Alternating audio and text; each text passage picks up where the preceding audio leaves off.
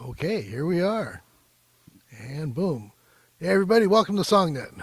My name is Jimmy. Our webmaster Steve is going to be running the show with a lot of the good stuff going on here. Um, our first Wednesday events are always somebody from the industry that can help you move your careers and everything else forward and answer a lot of those burning questions that you've got that you really need to find out about, like how to make money and good stuff like that. But anyway, tonight we have Chuck Jonkey. Chuck Jonkey is one of my really good friends. He's very interesting because he's done a lot of different things for a lot of different people. And one of the things that he's got going on is that he developed all the sounds and music for something that doesn't exist, Avatar Land. Um, Oh, yeah, out in Shanghai, and other things too. But since those creatures don't really exist in real life, you have to think about, well, what kind of music would they play, and what kind of instruments would they play on those things too. So Chuck's one of those guys who comes up with all this cool stuff. I've helped him, build and create a whole lot of crazy instruments, and we've had a lot of fun with it. But mainly, he's able to make things happen. And it's not about waiting for placements, which is one thing that a lot of people always tell me about. How do I get placed? Well, Chuck's going to talk to us a little bit about that. We're going to shift it around a little bit tonight because Steve has to go meet his wife at the airport, but we're still going to listen to everybody's stuff. So we're going to kick off with that first. And as always, we're going to have everybody, our guest speaker will listen to verse and chorus maybe, and then make a comment. And then after that, if anyone else wants to make a quick comment or anything like that, and of course, whoever wrote the song can also ask questions about that stuff. And we'll just keep moving on. So, Steve, who do we Um, have first? actually, if you want, Chuck, do you want to say something for like 5 minutes or so? Just All right. is it a quick intro? I can certainly, sure. Yeah. Hi, everybody. It's nice to see you again. As Jimmy's, like you said, I see Jimmy on a very consistent basis with all kinds of crazy instrument ideas. So I love music and travel. So I go around the world recording tribal. Can you hear me okay, by the way? yeah. Yes. Yes. So I go around the world recording tribal music. I've done that for many years. So I've got lots of indigenous recordings in different parts of the world, from parts of Africa, Central America, South America, uh, here in the Americas, been to Russia, Ukraine, um, North Africa, West Africa, and anyways, other places, recording India. Fascinating music, and I find some really wonderful things. So it's a lot of recording in, you never know where you're going to be. It could be in a rice field, it could be in a hut, could be in inside of a temple. So that's been a lot of fun. So I have 150 CDs of music that I've recorded. A lot of it is indigenous music, but also music that I've composed using some of those ideas that I've learned about, and I've studied music for many years, and I like to experiment. So outside the box is kind of the thing that I think about a lot, and that's pretty much what I work on every day. Wow. That's quite a That's segue. cool. Well, actually, it's interesting because the first song up is by Cameron DeVries. And Cameron, you are here, right? Let's see. Yeah, he's here. Okay. And this is called Bangalore. So it kind of Cool. fits right in with the theme here. Yeah, you can Um, mention something about it there, Cameron. I think you yeah. unmute. Okay. Yeah, I wrote this with my co-writers in India. I worked with two guys on the lyrics, and then I wrote the music. So my co-writers are Huzaf and Aryaman, and the first half is an AI generated vocal. We wrote the melody and lyrics, but the first half is a sitar part that we're kind of envisioning that we haven't produced yet, and then tablas were on the first part, and then the second part is my piano vocal. Okay. Let me share my screen and then we'll play. Let's see here.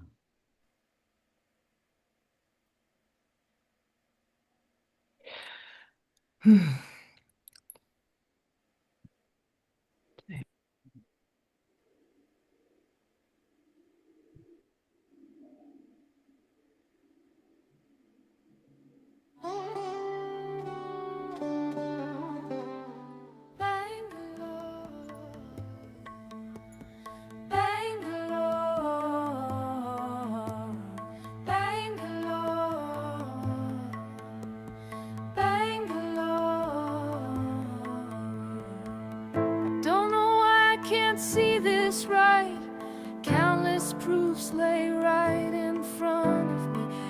time my phone rings, I can see just how much you have taken away from me. And I blame this all on you. Yeah, I blame this all on you. Bangalore, Bangalore. And I blame this all on you. In this city there is nothing new. You have stolen all my friends. You promised them gold, I never saw them again. I wake up every night with these thoughts in my head about the memories we made and the promises we said. But in the city there's no time to catch your breath. It's work, work, work, and then back to bed. And I blame this all on you. Yeah, I blame this all on you. Bangalore, Bangalore. And I blame this all on you. You made dreams, but none of them came true. I had planned a perfect route, but your roads were tight and circling. I had to write a song about you, gave me a scapegoat to blame. It's so pathetic of me to do this, as if the city could take the blame. But I can't blame you anymore. Bangalore,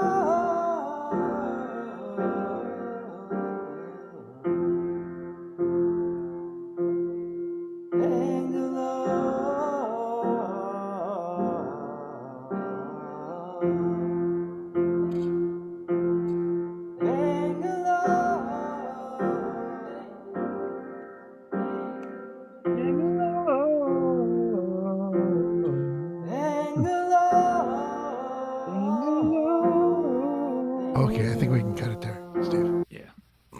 Thanks. Okay. Wow, that was great. Got people singing with it. Yeah, yeah. Sham, Yeah. Sham, you're not muted. Hi, Sham. Sorry, Sal. Hi, Sham. Couldn't help All it. right, very good. Yeah, Chuck, just wave like this real crazy so we know when you've heard enough because No, I mean, as long as you want to play it, I'm happy to hear it. Sure. okay, yeah, but I know we don't want to go too long because Steve has to, so it's fine. But yeah, that was really cool. We had a couple of questions in the chat too, so let's look at those first real quick here. Well, actually, let's let Chuck talk about it first, then we'll go to those questions. Well, I enjoyed it. I mean, it's fun. I mean, anything that has to do with India is always great. I would, I mean, this is a nice sketch. Nothing like real tablas and a real tabla player. And if you've got guys in India, there's plenty of really great players over there, as well as singers. Tampura, do you know what tampura is? Tambura? Yeah, like a drum? Yeah, it's like the Yeah, drum. yeah. So that's always kind of fun to put in the background and give it an Indian style. And if you listen to, George Harrison did a lot of really great music inspired of India. So just a couple ideas. Okay, and there's a couple of questions here. Actually, Dave was asking what you used to generate the AI vocals. Oh yeah, the classic Suno on the first half. It's a great tool for us very poor artists. It's scary how good it is, though, really, when it comes right down to it. It's good for instrument samples too. Like you can get sitar sounds, and like I had one song with an air hu that it does a great like an air hu too. Wow. Yeah. And all the lyrics were yours? Yes, I wrote about half the lyrics myself, and then the other half was Huzaf, and I wrote the music. Very nice. All right. Cool. Okay, Steve, who's next? It would be David Atenico. He's not here though, so we'll skip over him. Maybe he'll come in later. So we have Pierre Engelbert, and so Pierre, we want to say what your song's all about? Yeah, you can hear me, right? Yes. It's a demo. It's an fairly advanced demo, and eventually the song will be me singing, and then the chorus will be a little bit like in the musical, a female chorus. There's sort of editorializing about the rest of the song. So here it's me doing everything because it's the first take, but I just want to put that in perspective. So the chorus should be a little bit of a counterpoint to the story in the verse. Okay. Jimmy will be familiar. I did it at Kulak a few weeks ago, but just on the piano. This is a different version. Yeah. All right. Let me share. And Don, if we can mute you too.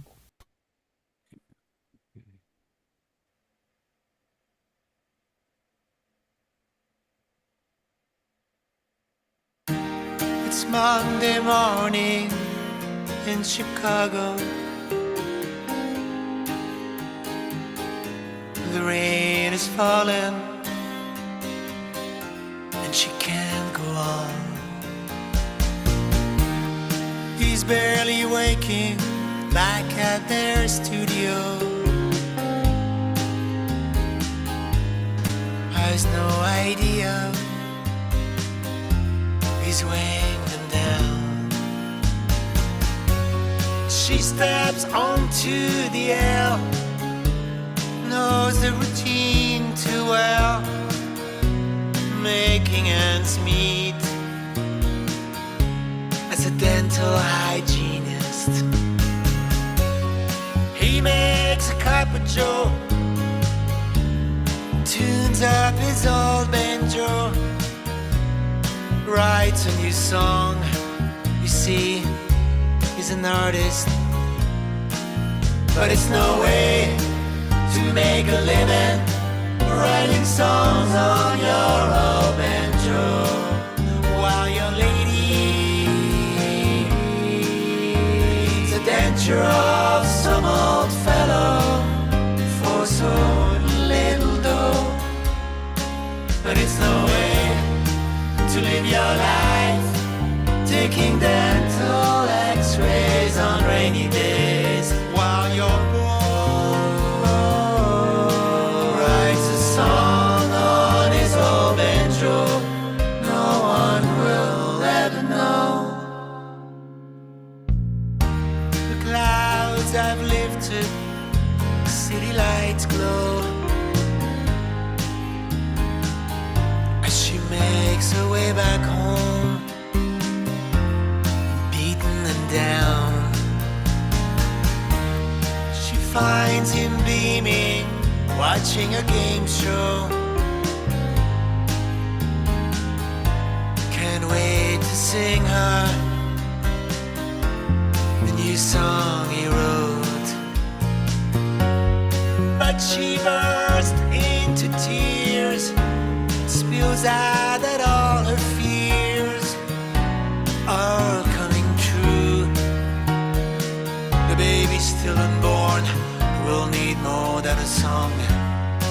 Tries to reassure, hesitates and goes demure, walks out the door, banjo in tow, his first love, you know. But it's no way to solve your problems, taking your old banjo out for a walk, while your lady sits at home, tears running down her cheeks, a future bleak. But it's no way to raise a child, the tooth fairy gone to the dark side, while her boy is an overgrown boy with a banjo who needs to let it go. It's Tuesday morning, studio's empty. She's fighting a man's black and the fumes of his old snack. He's walking to Starbucks, back from the pawn shop. Things of a song, then things of a job.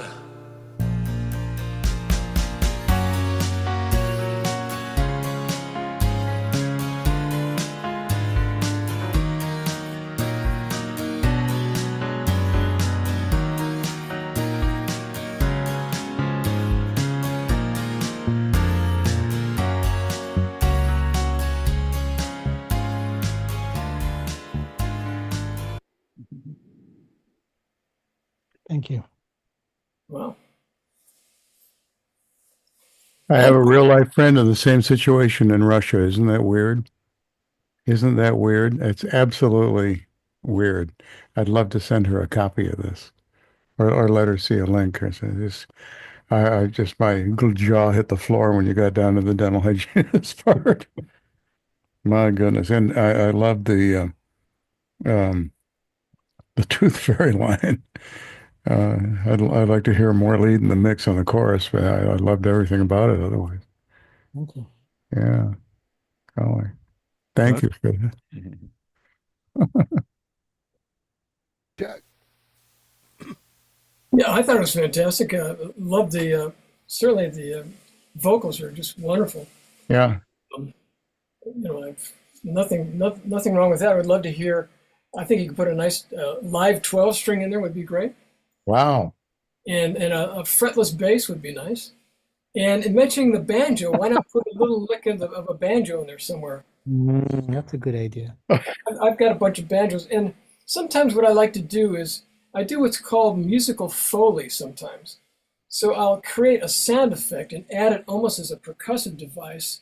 And so I don't know, something that is important to you in the lyric, you could maybe throw in, a sob or not, maybe not a sob, but something that's that you're describing in the lyric. Mm. You can actually hear an actual sound of whatever that thing is. Mm-hmm. Yeah, like the buzz of a dental drill. That'll be kind of cool. Were you raised on Spike Jones like I was? The guy who did a lot of that sort of thing is Thomas Dolby. Oh, yeah. And another guy named Elliott, too. okay. Dean Elliott with the cement mixers. God. Wow. Yeah. Thank you. Sure. Now, Pierre, that's also the one you did at Kulak, so you will have a video, right? That's right. I have a video of that version. That's correct. Yeah, you're right. Yeah, it's a good point. Yeah, so we'll be getting that on Thursday. So, Don, if you friend Pierre on Facebook, you probably get Okay. that. Yeah. Sure. No, I did this one. I did this one. No, this week I did another one. I did this one a few weeks ago. I have the video. Yeah, Oh, okay. Well, then you're all set. Yeah. I haven't posted it, but I'm glad to share it, and I'm glad to share an MP3 also. All right. Oh, Let me know. Exciting. A lot of work. We hear it. Yeah. Next up, we have Catherine Beck. This is called "Where Are You?" Yeah, Catherine. Any comments? Oh, yeah, they're okay. Well, it's a Christmas song, and actually a true story. And I met this guy outside a grocery store. He's a Salvation Army guy, and he was so genuine when he asked me how I was doing. Then I saw him 2 days later, and he remembered me. And so I wrote this song, and I wanted it to sound like an old Carpenter's standard, whatever, except right before the last verse, the saxophone part comes on. It's just fantastic. But anyway, I hope you enjoy it. Okay.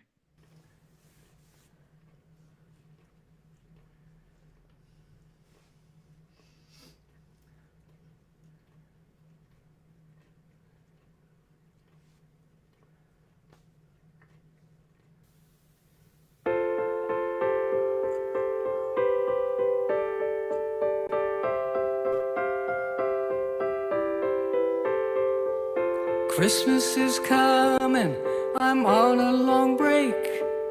Catch up with old friends, got some cookies to make.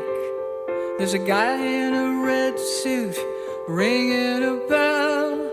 I've seen him before, he's got some Christmas to tell. Then he asked how I'm doing, it blew me away. Strangers don't ask that 'cause we're here in LA. Seems like nobody's home. Where are you, Christmas? Where have you gone? Sent the angels out to find you. Where are you, Christmas? I know that you belong.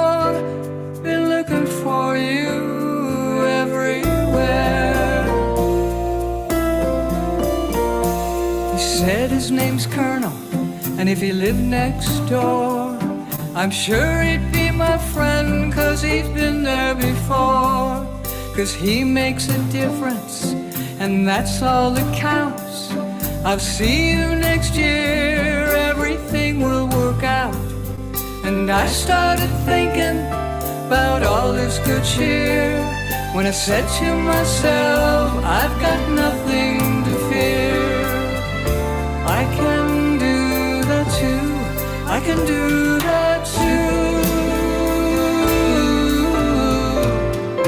Where are you, Christmas?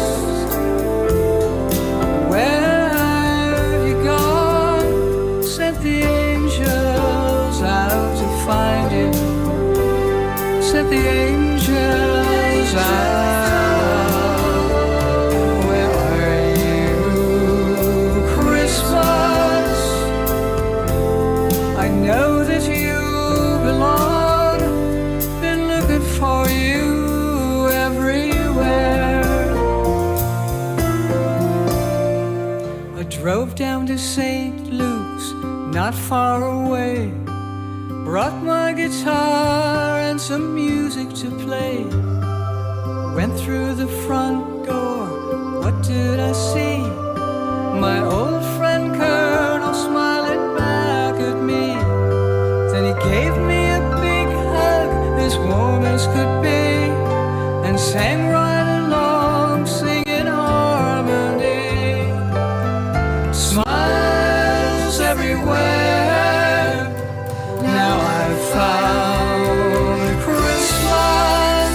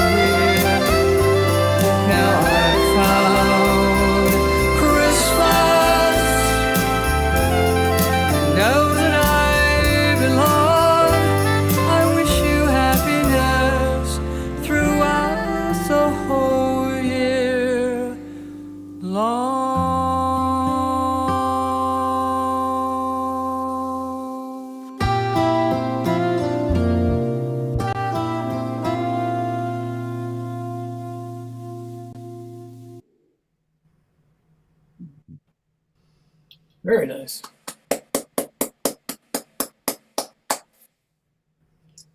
Woof. Reminds me of Love Always. So I knew a guy years ago. I don't know where, I haven't seen him for a while. Every time I go to a NAMM show, he would show up with a Santa Claus hat. And his whole life was nothing but Christmas songs. So that was what he did all year round, was pitching Christmas songs. And I think that, there's some possibilities for Christmas songs out there. I love the tracks. Somebody's trying to call me and I'm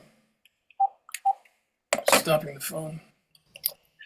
I always love to hear, so when I record stuff, live things, the vocals are beautiful, they're all live.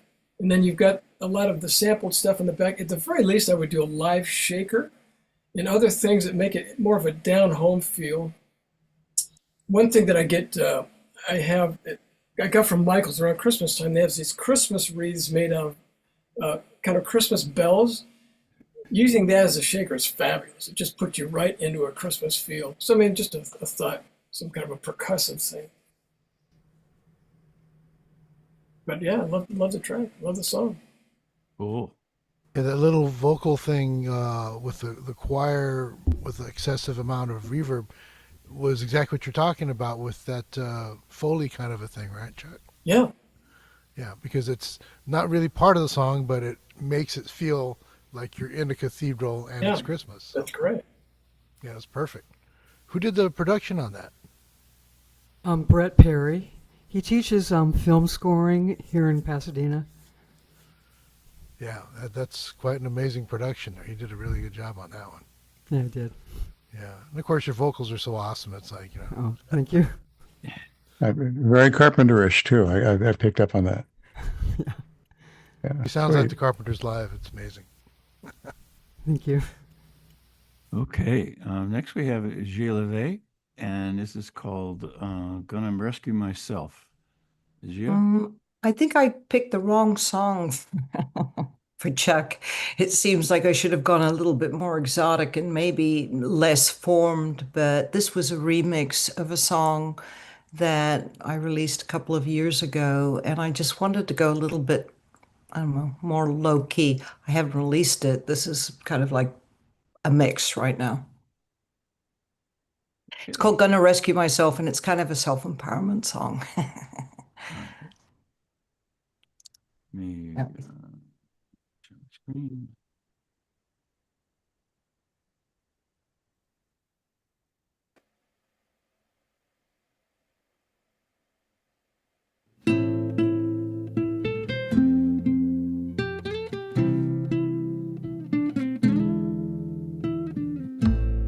Too many nights I felt alone while you lay there.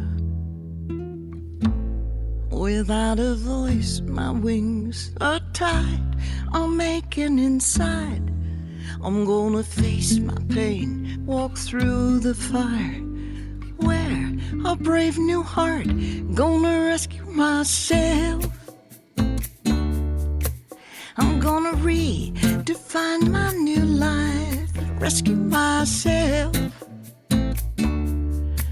I'm gonna be a phoenix sunrise. I'm gonna fly high, I'll lose all those damaging ties. Gonna rescue myself. Oh, yeah.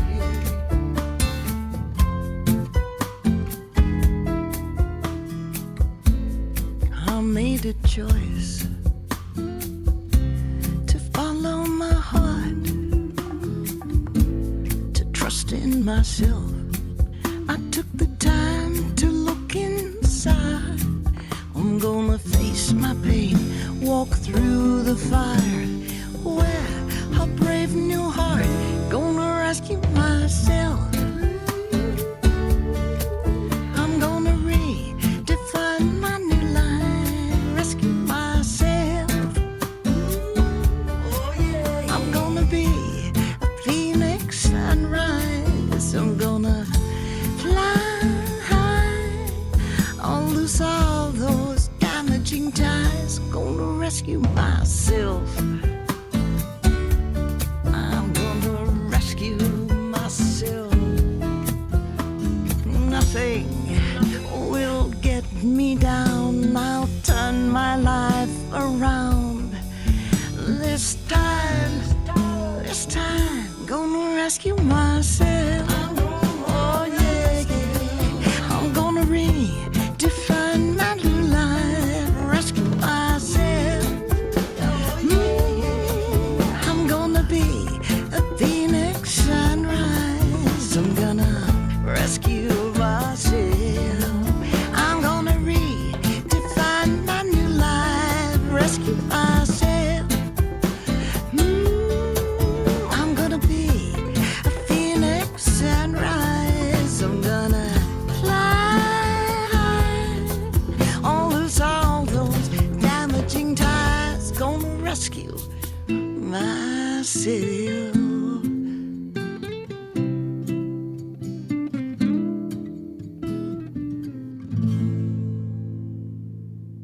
Yeah, nice. Yeah, thank you. Very, very nice. Appreciate that. Yeah, I think it's wonderful, and I love less is more a lot of times. Yeah, the guy that the guy that produced it is he sort of did a little bit more Latin for me, and I wanted it more low key. So I mean, you do, different parts of the world, so Latin fits in there. So it's got a little bit of that going on, and yeah. Anyway, I do speaking, so I want to bring it to part of my speaking and have music integrated around the concept. And so I'm trying different sort of ways to present the song. If I were doing it, this is just me, a nice big stand-up bass, acoustic stand-up bass would be fun in there. Yeah, I'm gonna be doing it live here. I live in Santa Barbara, California, and well, yeah, and I'm gonna do an EP with live musicians, and I'm thinking about, well, how do I present some of these songs? This would be one. So that's sort of an interesting idea. I mean, I do have bassists that do both, that because I'm in the jazz realm. Yeah. Yeah. Well, I'm just a thought. I did just finished a project for Disney, and I wanted that sound, so I bought a stand-up upright bass. I mean, there was a budget for it, and there's just nothing quite like it. It's a big, huge, fat sound you can't get it any other way. Big acoustic. That's kind of interesting. What would that do? So basically, what you're suggesting is, pull out and place a double bass like upright, and what's it going to do to the sound? That's going to make it more jazzy. I'm not saying jazz. To me, I'm like a piano with that, and your vocal would be. I mean, that's all you need. Oh. You think of like a Carole King at some point. She would. Right. She just had her very interesting vocal, piano, and then she just had like a bass. Leland Sklar a lot of times would do fretless, and once in a while maybe some stand-up. But I mean, just my opinion. You're the master. I mean, as far as what you want to hear, I'm just throwing out. No, it's always good to have input.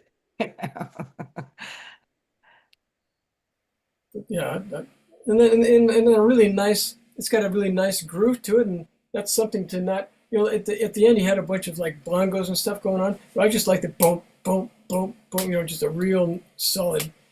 Right where that is, and then the other stuff is good. But the most important thing is the groove, and the vocals. So I wouldn't change much, but that's just all I would do. Do you think that would be a song that would be something to put forward for sync? Why not? Sure. Yeah, why not? Yeah. Okay. Absolutely. It could fit in.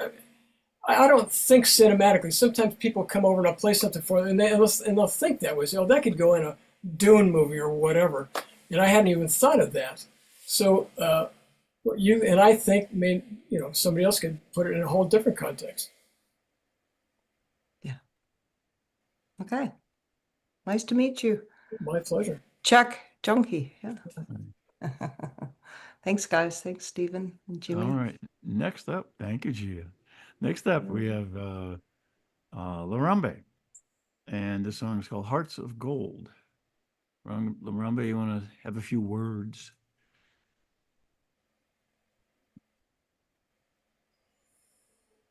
See there? Larambe, where are you?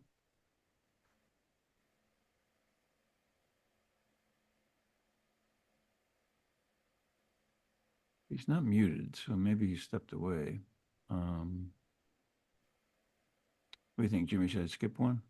Yeah. Let's put him after next one. Who's next? Next is Shyam Sundra. All right, Sham. Sham, right. And let's see. Let me bring that one up. Yeah, let him unmute. Okay, and this one's called Riptide. Share my screen. So this is Shyam. You want to say any words? Just I don't know. It's a song of a batch I'm working on.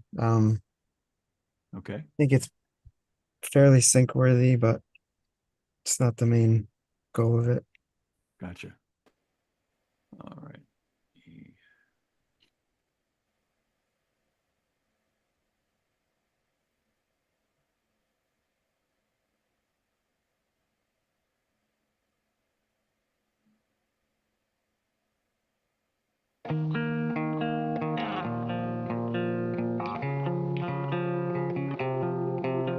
Seeing you again is like a riptide. You left a hole a mile wide. I wanna be with you again. Close to the bottom and barely breathing. I still believe in the rush of falling, like I'm dissolving, lost in the feelings. Come and save me, yeah, yeah. Pull me under, all I feel is hunger. You drive me crazy, yeah, yeah. Coming untied, drowning in your riptide. Come and save me, yeah, yeah. Going under, I only hear the thunder. Yeah, let's get easy, yeah, yeah. Coming untied, drowning in your riptide. I fell so far in your deep eyes, left me without a place to hide. Alone with you, the room would spin. Close to the bottom and barely breathing. I still believe in the rush of falling, like I'm dissolving, lost in the feelings. Come and save me, yeah, yeah. Pull me under, all I feel is hunger. You drive me crazy, yeah, yeah. Coming untied, drowning in your riptide. Come and save me, yeah, yeah. Pull me under, only hear the thunder. Yeah, let's get easy, yeah, yeah. Coming untied, drowning in your riptide. Yeah, come and save me, ooh, just for a while. Yeah, let's get easy, ooh, you drive me wild. Come and save me, yeah, yeah. Pull me under, all I feel is hunger. You drive me crazy, yeah, yeah. Coming untied, drowning in your riptide. Come and save me, yeah, yeah. Pull me under, I only hear the thunder. Yeah, let's get easy, yeah, yeah. Coming untied, drowning in your riptide. Kiss me a while, drowning in your riptide. Kiss me a while, kiss me a while. Your riptide, drowning in your riptide. Your riptide, drowning in your riptide. Your riptide.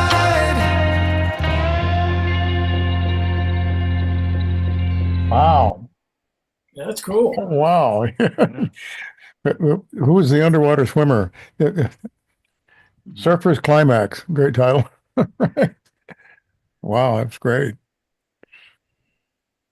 So, do you know what a thunder tube is? No. Hang on a second. I'm gonna grab one. Something that I made.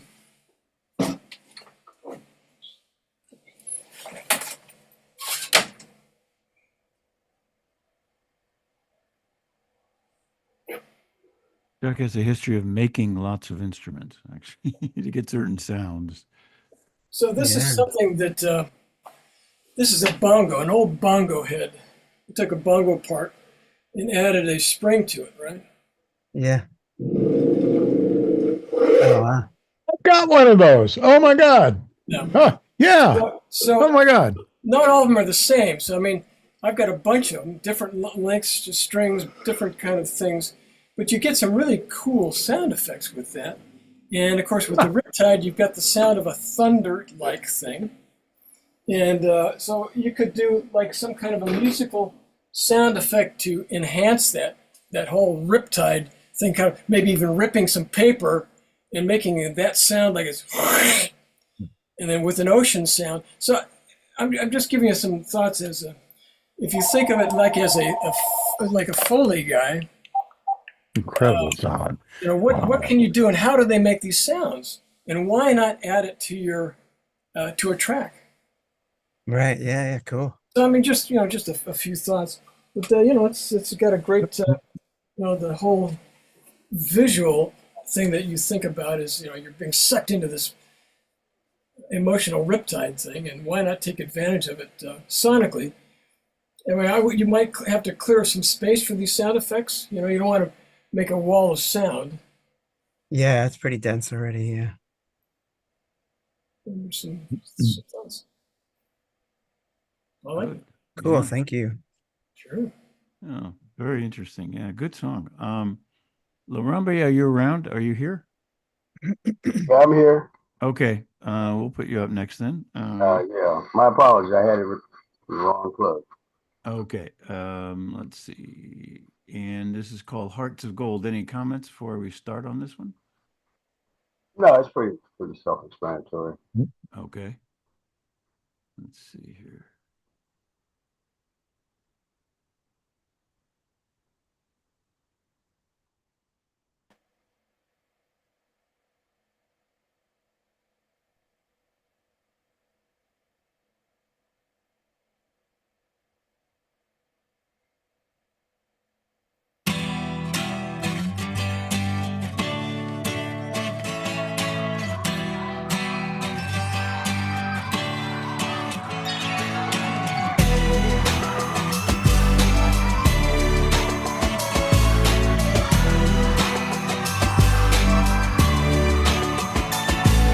See the smiles on children's faces, different colors, creeds and races, yet they play in harmony. They're too young to commit the sin, don't care about color of the skin, and that's how we should be. 'Cause all they see is the spirit that's underneath. All they know is just another soul. Eventually, the pressure from society will tarnish their hearts of gold. As the children come of age, some inherit hate and rage, 'cause that's the way they were raised. Pray someday they'll see the light, that we all deserve equal rights. Let's let the children lead the way. 'Cause all they see is the spirit that's underneath. All they know, it's just another soul. Eventually, the pressure from society will tarnish their hearts of gold. Watch the kids run around, down at the playground, remembering when we did the same. Just enjoy one another, despite difference of color. But once we grew up, it changed.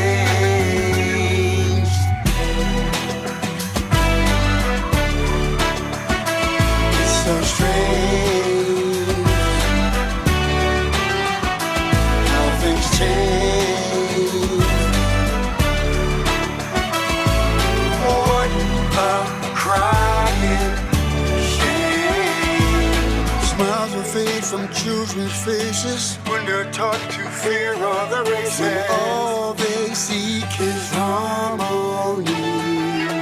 So why can't we see each other as children see? Why must some of us be so cold? Sees the powers that be don't believe in equality, so they tarnish hearts of gold. Hearts of gold. Don't let them tarnish. Hearts of gold. Don't let them tarnish. Hearts of gold. Don't let them tarnish. Hearts of gold. Yeah, very cool. I like that a lot. And what's timing, society-wise? Anybody remember Jackie DeShannon's song, What the World Needs Now Is Love? Tom Clay, a disc jockey friend of ours, did a narration over that, and where he interviewed little kids. And he asked a little kid, he says, what's bigotry? And the little kid says, I don't know what bigotry is. I think it's when somebody's sick. You have to learn it. It has to be taught. You're not born with it. Wow, I just sent it to somebody a couple of days ago. This is your timings. I'm so happy to you guys let me in this tonight. It just registers everything with me. Just wow. It's an anthem. Yeah. Oh yeah. It's nice timing. I wish I was programming a radio station. I could play it right now. Yeah. Good luck to you. It's wonderful. You'll get the track. Yeah. Who do we know, Jimmy, anymore? Yeah, there's a lot of people. Chuck, what do you want to think? So I loved it. I mean, I did a song once called "Let the Children Rule." You know, what would happen if the children ruled the world instead of just? That's it. So, and I thought it was wonderful. It was a fantastic message, and you know, you're out walking, you see these beautiful children just playing and skipping around. You think, man, they're fantastic. How on earth can they end up being, you know, years later, some crazy things that you see? And it's like you said, it has to be taught. One thing I would suggest that you could possibly do in the track is record some children playing or singing, and maybe even taking a break with that really cool beat, and then just have some kids sing that lyric, or just have them clap or dance or whatever. Well, there are children in there. You just maybe you haven't heard them. Okay. They're in the beginning and they're in the end. Yeah. But well, you could have just a appreciate section of just the children, you know, and forget the adults for a minute, and then just let the children sing for a bit. I did this actually when I did a little Disney project, and I hired a whole big choir of kids, and man, that was very powerful. It was just really great, just to let the kids have it for a little bit. Yeah, well, maybe in a remix, but unfortunately, this version is done. So maybe in a remix or something, do something like that. These days, nothing's ever completely done, and now you can actually take a I'm stereo just track. saying it's done. It's already on the album. It's out. I mean. Oh yeah, no, it's already out there. That's what I'm saying. But if the opportunity comes for a remix, you can pull things apart now, with several different software tools. Well, here's another thought, and this is Powerful. Why not take the same song and do 20 different times, and it's 20 different song, 1A, 1B, whatever, and you own it, and why not put it out? Who's to say you can't do that and do it in different styles or different mixes or whatever you want, and put them all out? I mean, there's nothing to say you can't do. You can do whatever you want because you own it and it's your music. You can do it. Sometimes I'll take something. Do you know Amazing Slow Downer, that program? It's kind of fun. You take something that you're used to hearing it in a certain tempo and speed it way up or slow it way down in a different. And sometimes you get something entirely unique and crazy, but it's yours. You own it. So, just some thoughts. Neil Sedaka, line 2. I mean, look at what they did with the Beatles. All that stuff, all the outtakes, all the stuff. Sometimes things are just sitting around, just plinking on whatever. All that's been released, and people can't get enough of it. Have you seen the Billy Joel Yeah. documentary? Yeah. What Oh, an God. extraordinary documentary. It 5 really is. hours. Yeah. Yeah. But just like you said, all that stuff's out there. Yeah. Yeah, I Okay. appreciate it. A lot of different possibilities, and you know, you can get kind of overwhelmed. Yeah. You know, you could, if you Trying to put, do for example, so on much. YouTube, like here's what happened the other day on YouTube. I have a digital distributor that puts all my stuff out all over the place, and I didn't know this, but they put everything out on YouTube. So I get a call. So there's a CD I did of taiko music, big taiko drums, and there's an outfit in Germany doing a film, and they wanted a track. So they said, "Hey," I said, "I own the track, and we can do a license deal, no problem." So they found it on YouTube, liked it, got my email, and I did a direct deal with them. So that you could do that yourself. In other words, put it out. You don't have to have a label, none of that stuff.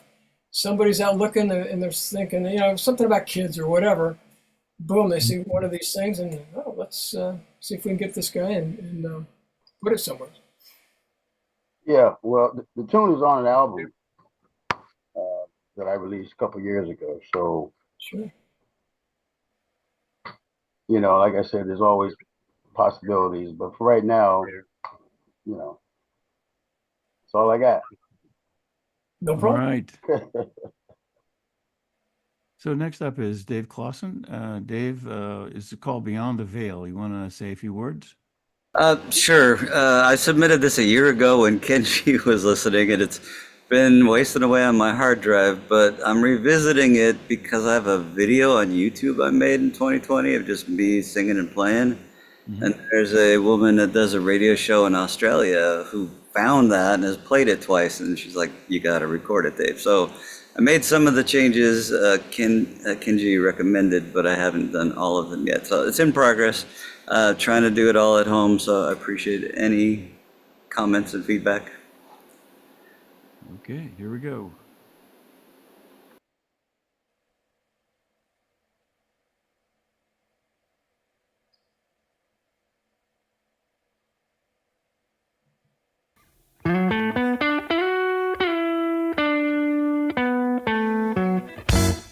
When I close my eyes, I see your face. A moment that time can never erase. Yet here I stand, all alone, with only these memories since you've been gone. I know that I must leave it all behind, even though you're always on my mind. I call your name, but my words fail. You're in my heart, beyond the veil. I sink into your chair, fall apart at the seams, wishing this embrace could bring me more than dreams.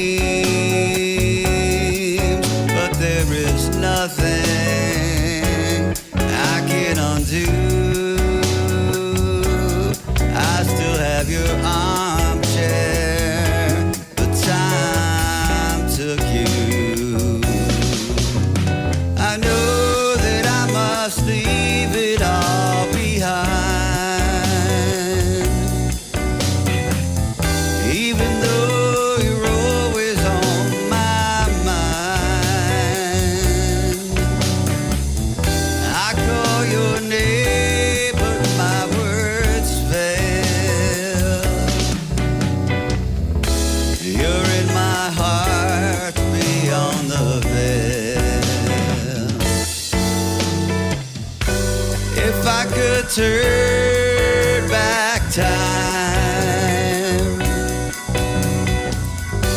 back to the days when you were fine. You would still be mine, all mine. If I could turn back time,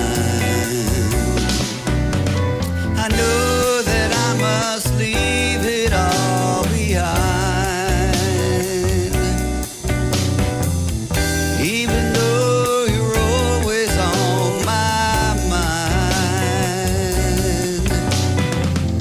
I call your name, but my words fail. You're in my heart beyond the veil. I call your name, but my words fail. You're in my heart beyond the veil.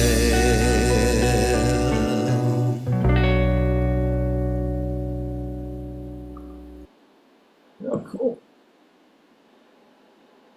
Thank you. So who played the guitar on it? I'm doing everything except drums. Okay. And you're recording to click? Yes, yeah. I'm using Logic Pro, and I hate recording to a click, so I just did a MIDI drum, not that drum, but a MIDI drum sync to the click, so I can hear with the kick and the snare and, you know, eighth notes on the hi-hat kind of thing. So that way I know where I am in the measure more than just a click. So Yeah, yes.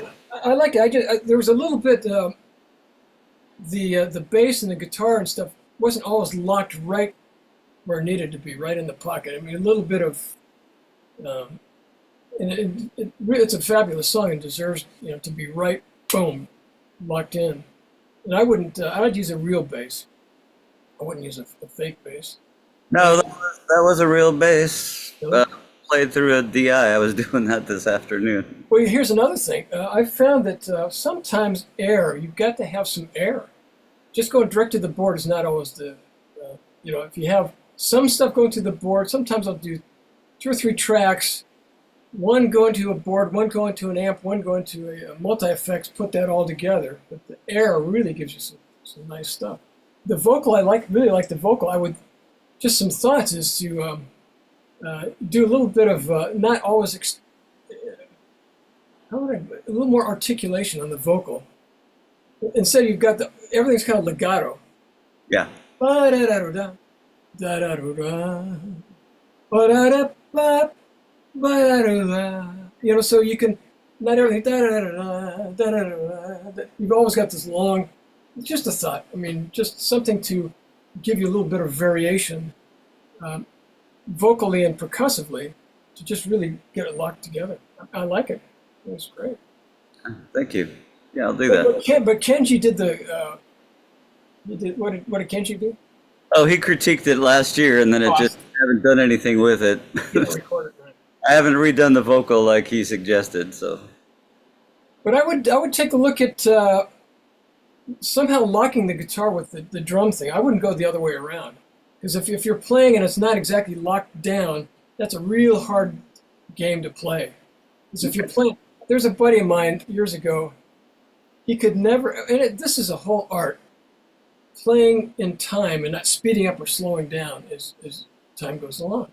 So if you sit there and play what you think's in time, if you go back and analyze it, sometimes like you've sped up more than you think you have, and then trying to lock something against that, it gets a little muddled. Yeah. So. And the challenge for me on this, I don't play drums. My buddy played drums with the Roland V drum, but he just sent me the stereo track. So, you know, forget drums. I handle hand drums. I'm not a set drummer, but I have a lot. I make drums a lot. Tube drums. You can buy things, frame drums, and you can hit those things, and they sound really great acoustically. You're recording with a good mic. And you don't have to have a stupid drum.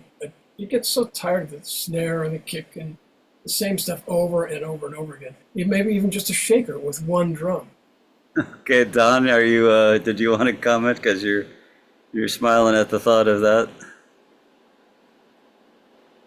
Yeah, I'm miking a group in Pasadena that plays at some restaurants, and he has this thing that looks like it's a skin, looks like it's stretched across a washboard. I don't even know what you call it, and it's mic'd, and he can play it at different places and make different sounds. Plus a bunch of other acoustic things like some Chinese bell tree and some cymbals and stuff, and then his own vocal mic. So I'm trying to mic this with a little air in it, Chuck. And I know how to not worry about leakage if I place it right with things off the dead end of a mic and still get isolations and take things into the mix later. But yeah, it hit me. It hit me just right. I don't know what that drum is called. It's you guys ever heard of it? It looks like a long sheet of buckskin on a frame, and It's a frame drum. It's like a big round drum. No, it's like a square thing, and he hits it in different places. It's almost like he's triggering a synthesizer, but he's not. It's a mic underneath it, but he gets different drum sounds from where he hits it. I mean, totally different, not just acoustically. And I'm learning as we go. We're going to do a session he wanted to record in a club. I said, one of you guys must have a church someplace where we can get off in a quiet place, because I don't have a big enough room for all these guys.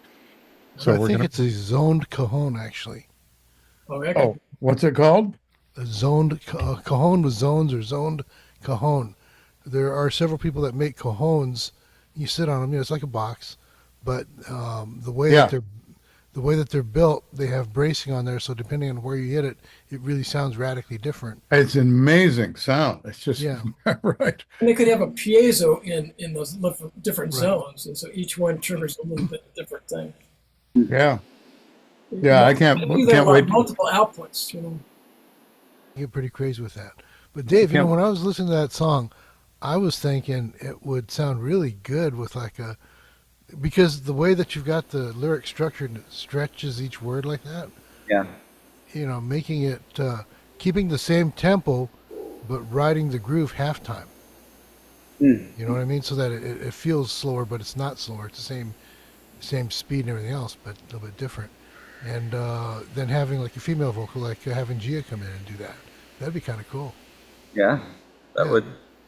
It makes it real sexy. So anyway, once again, with something like that, if you're locked to, I'm not saying you have to have exactly right on the click, but that certainly helps a lot. You have some frame of reference. If you want to go double time, single time, quadruple time, or whatever, then you have something you can lock to. You know where one is every measure. Yeah. Because if you don't know where that is, if it's stretched a little bit, and like I said, this friend of mine, and I knew a piano player once, and she wanted me to add stuff to it, but you never knew where one was. I mean, she just could play by herself, and that was fine. But for anybody else, it was really tough to lock into whatever she was thinking. Mm-hmm. All right, very cool. All right, Steve, why don't you go ahead and do yours? Next is one of mine, and this is called Alleys of LA. It's it's literally about a experience I had one night. I walked out and just emptied in the trash, and I saw this couple dancing in the alley, and it was like, this is not something I would see in other cities I've lived in, right? And it was kind of interesting. So anyway, it's more on almost on the LA side, you might say. So here it goes.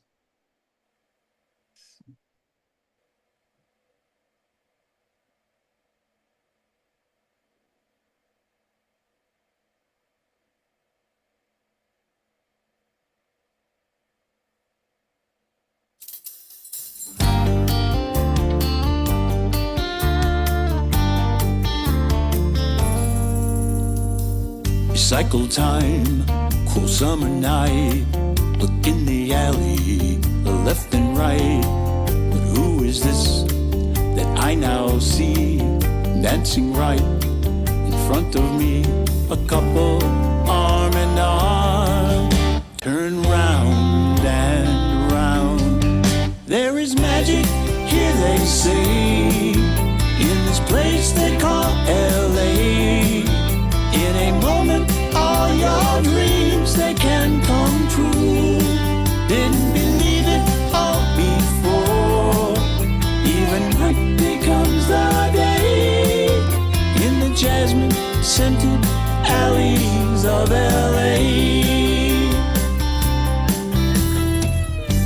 Are they lovers or just good friends?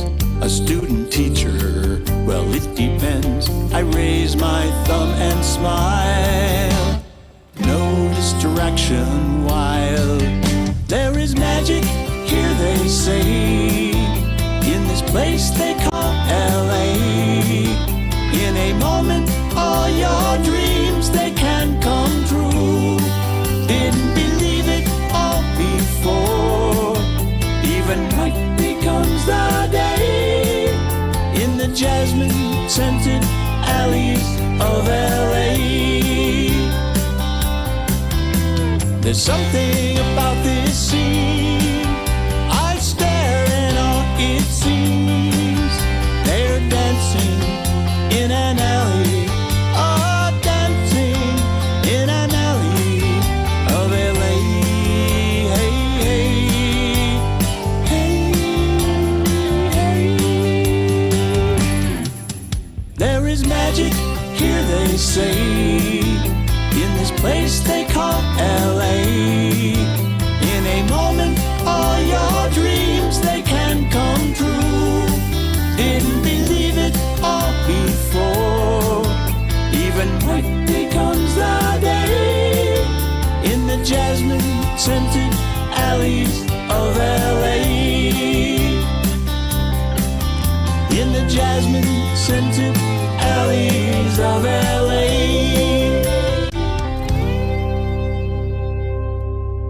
Nice. Very Ah, nice. Jasmine meets the Jasmine.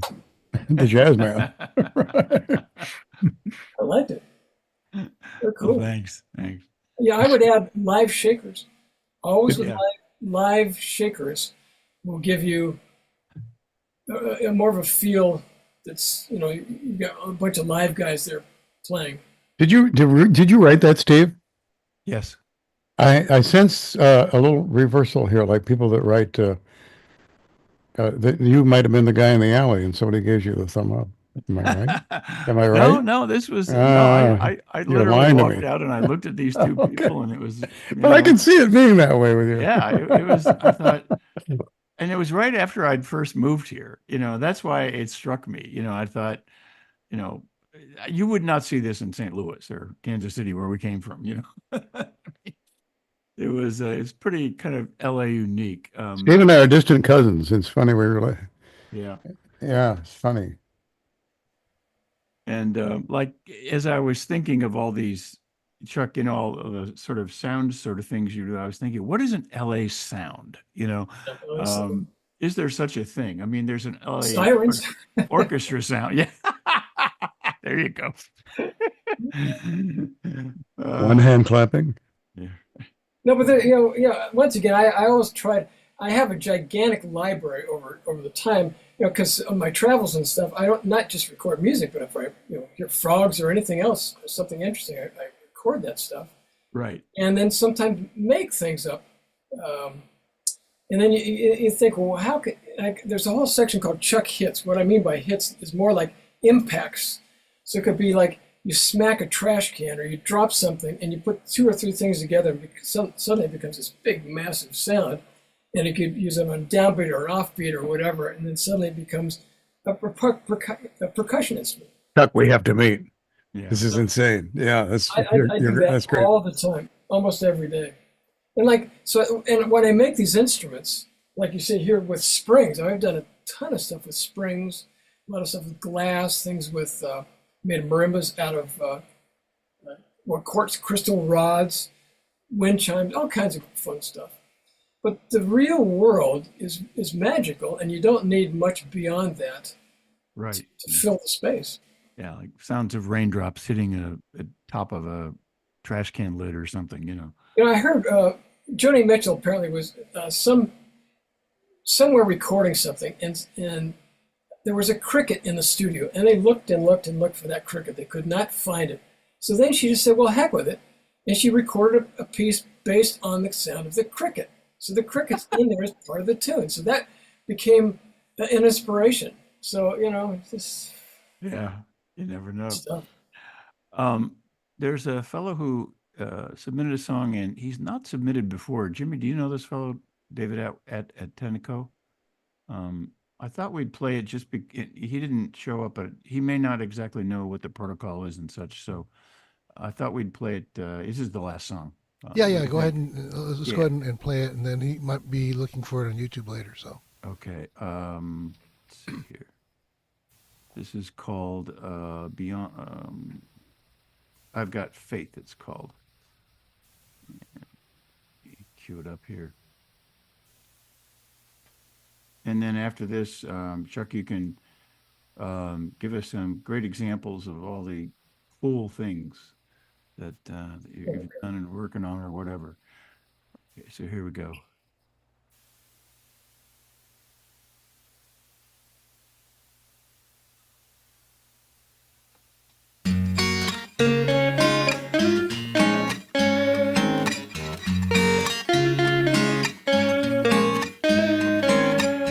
I never asked to be put here. I just showed up one day. Walk around trying to find who I am.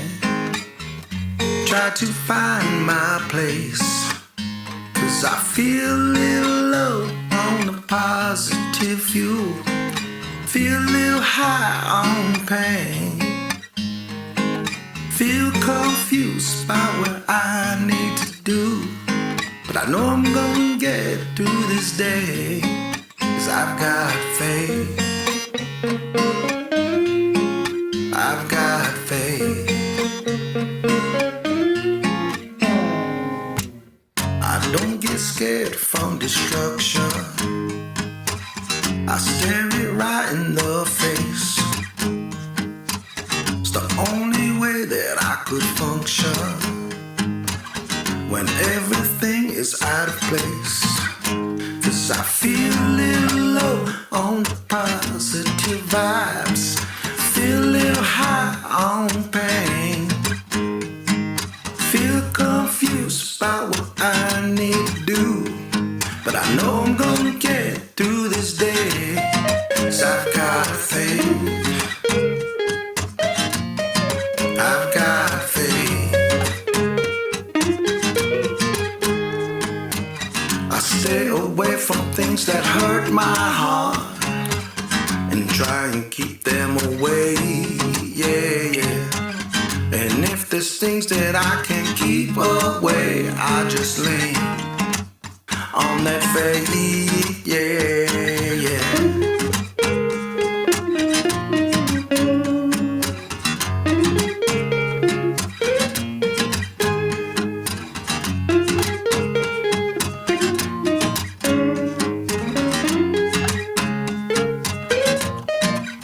'Cause I feel a little low on my positive views. I feel a little high on pain. I feel confused about what I'm supposed to do. But I know I'm gonna make it through this day. 'Cause I've got faith.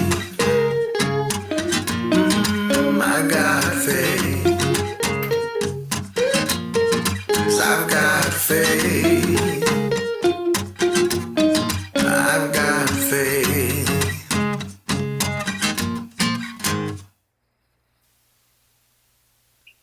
Yeah, cool. I like that. That's a fun, just basic kind of thing. Only thing I would add to that is sometimes the guitar licks were not locked into the tempo or not to the groove. Mm-hmm. Gotcha. I don't know. I guess I'm real sensitive to that because you got don't.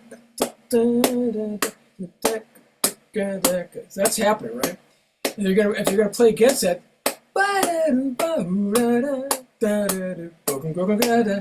if it's not locked into that, then it becomes a distraction, takes you away from the groove.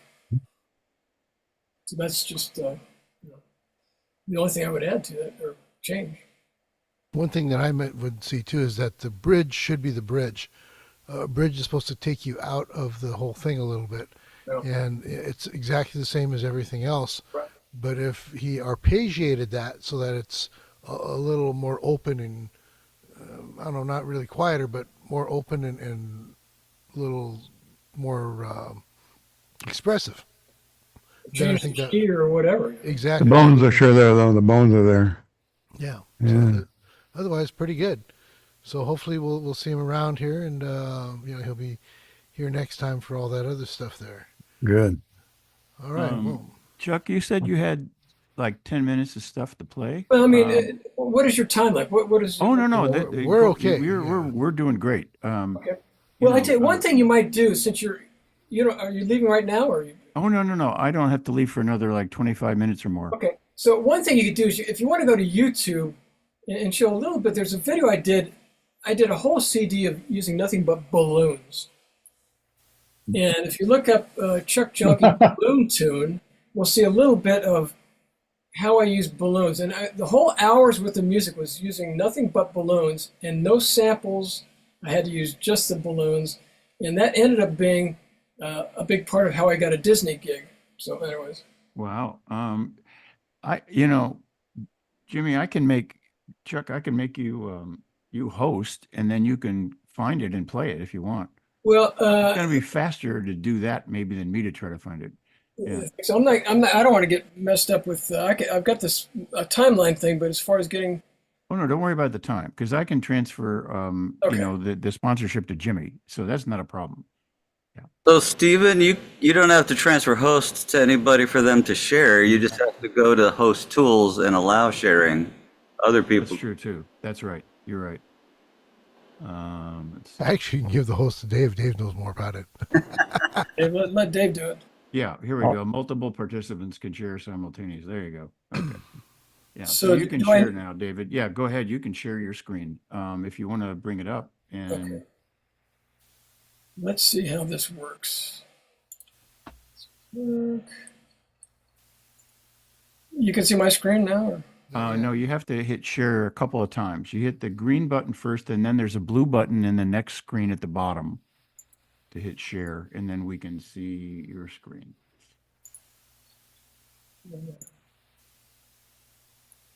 Well, now I can see you, and just all I'm seeing is just a little box. Yep. When you click share, the box asks you what you want to share. So if you're on a laptop, you just want to share that desktop. If you have two, there you go. We got it. Yep. Okay, cool. And then did you choose to share sound on yours, Chuck? I think I did. And then there's a thing. There's got to be stereo, right, or not? Yeah. Well, so the little toolbar for sharing at the top of the screen, there's 3 dots. Click on that, and when you choose share sound, there's a choice for stereo. Sure. There we go. Yeah. Thank you. Welcome. Okay. So let's go to YouTube. Are you seeing this? Yeah. Yeah. Okay.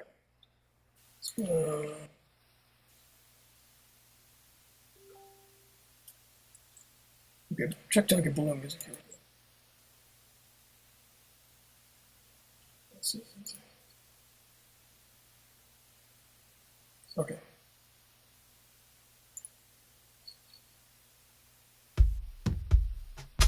Can you hear it okay? Yeah.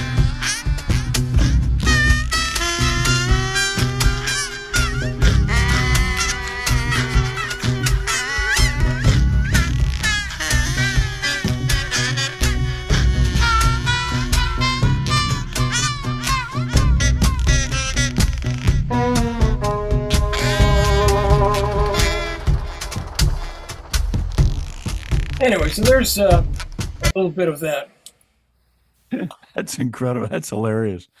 crazy stuff. So now let's go to this, and this is a little bit of a slideshow. And so basically, as I've mentioned, I love travel. And one time I've been to Costa Rica. I've been to a lot of the jungles, recording jungle sounds and then music in some of these places. What you're seeing here is I was in Costa Rica on a trail with a guide, my brother, myself, and a guide. And he said, "Hey, look out." And I was about ready to step on this, a viper that was coiled up sleeping on the trail. So you have to be a little bit careful because you can find some pretty venomous snakes in that part of the world. And the whole idea is when you're in the jungle, you shuffle your feet and make noise so the snakes take off. So you hopefully don't step on a snake. Is he a rattler? No, this is a viper. But what kind of sound did you get out of him? No sound at all. Oh. So I didn't record this guy. I was just walking down the trail and there it was, sleeping, and I almost stepped on him. So this is me back in elementary school with, a rock band with a couple of buddies of mine. And so that's kind of how things started with bands. Then I ended up going to Peru for a couple of years as a missionary, and then started really fascination with the culture of Afro-Peruvian music was fantastic, where the cajon comes from. Then up in the Andes, the Andean style of music with the traditional stuff. And I've been back many times to record that traditional music, which is fantastic, really phenomenal. Then I joined a club called the Adventures Club of Los Angeles. And this is a guy that became very good friends of mine. His name is John Goddard. So we became very good friends. He's passed on a few years back. He was the first man to go the full length of the Nile in kayaks. So he was on the cover of National Geographic in 1953 for having traversed the full length of the Nile in kayaks. Really wonderful guy. Had a whole bunch of, when he was 14 years of age, he wrote down about 120 goals in his life that he wanted to do. And by the end of his life, he'd done over 500 things. Really an inspirational fellow. Then I had a chance, I went to Guitar Institute and studied music there. And then I was teaching a little bit in Pasadena. And I had just for a little while, teaching guitar. A man and his son came to take lessons. And I knew the kid's name, but not the father's name. His name was Adil. And after the third lesson, he said, we're going to have to suspend our lessons. And I said, what's up? And he said, we're going to go to India. I said, oh, that sounds fun. And the father said, well, do you want to come? And I said, well, I'd love to go to India. But I was saving money for my first Amazon trip. And so I couldn't do it with my finances. At the end of the lesson, he said, I've been thinking about it, and would it make a difference if I paid for it? And I said, well, I couldn't expect you to do that. And I was actually a little bit suspicious. Well, anyways, to make a long story short, I called him up the next day and said, I would love to go. And it ended up, I went on a six-week trip through northern India and had a fantastic time. And as a result of that, started studying Indian music in Pasadena with a guy named Harihar Rao. And that's where I got a lot of my exotic rhythms. The Indians if you want to do exotic rhythms, that's the best place to go to. Simple mathematics, you can do things in 23, 19, 57, and I've done music in all those numbers. And this is just some shots from my India trip and trips. And this is just, walking down the street and here's a camel cart. And then there's, and of course the cattle are sacred and they can go anywhere they want, nobody touches them. And these are some of the attractive ladies that I met at one of the spots. One of them was a quite good musician. And then here's a guy on my last trip to India who was playing a very fascinating instrument, style of rabab. And here I am in the recording session. He was showing me how to play it a little bit. Fantastic guy. And I think he was from one of the gypsy tribes. So this is his house. It's like a hut, a dirt floor hut, and just covered with straw and things. And this is where he lived at the time, and we recorded a whole album's worth of music right there in that little hut, he and his wife. Really cool stuff. Then I came across something very strange in Bombay. And this is called the Laughing Club. So every morning, and I went out there one morning to film these guys, they get together to do calisthenics and tell jokes back and forth and laugh. They do this for a full hour, and it's absolutely hilarious. And so I got right in the middle of them and recorded this whole thing, and this is their big sign, the Laughter Club of Bombay. And this is one of the ladies. She ended up by saying a prayer and then laughing. So really a fascinating person. Now this is, this is a video. So this is going to show you just some of my music, but some of the still photography from some of the trips. So let me just play this.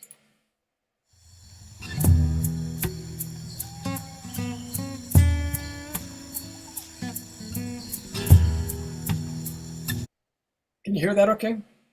Yes.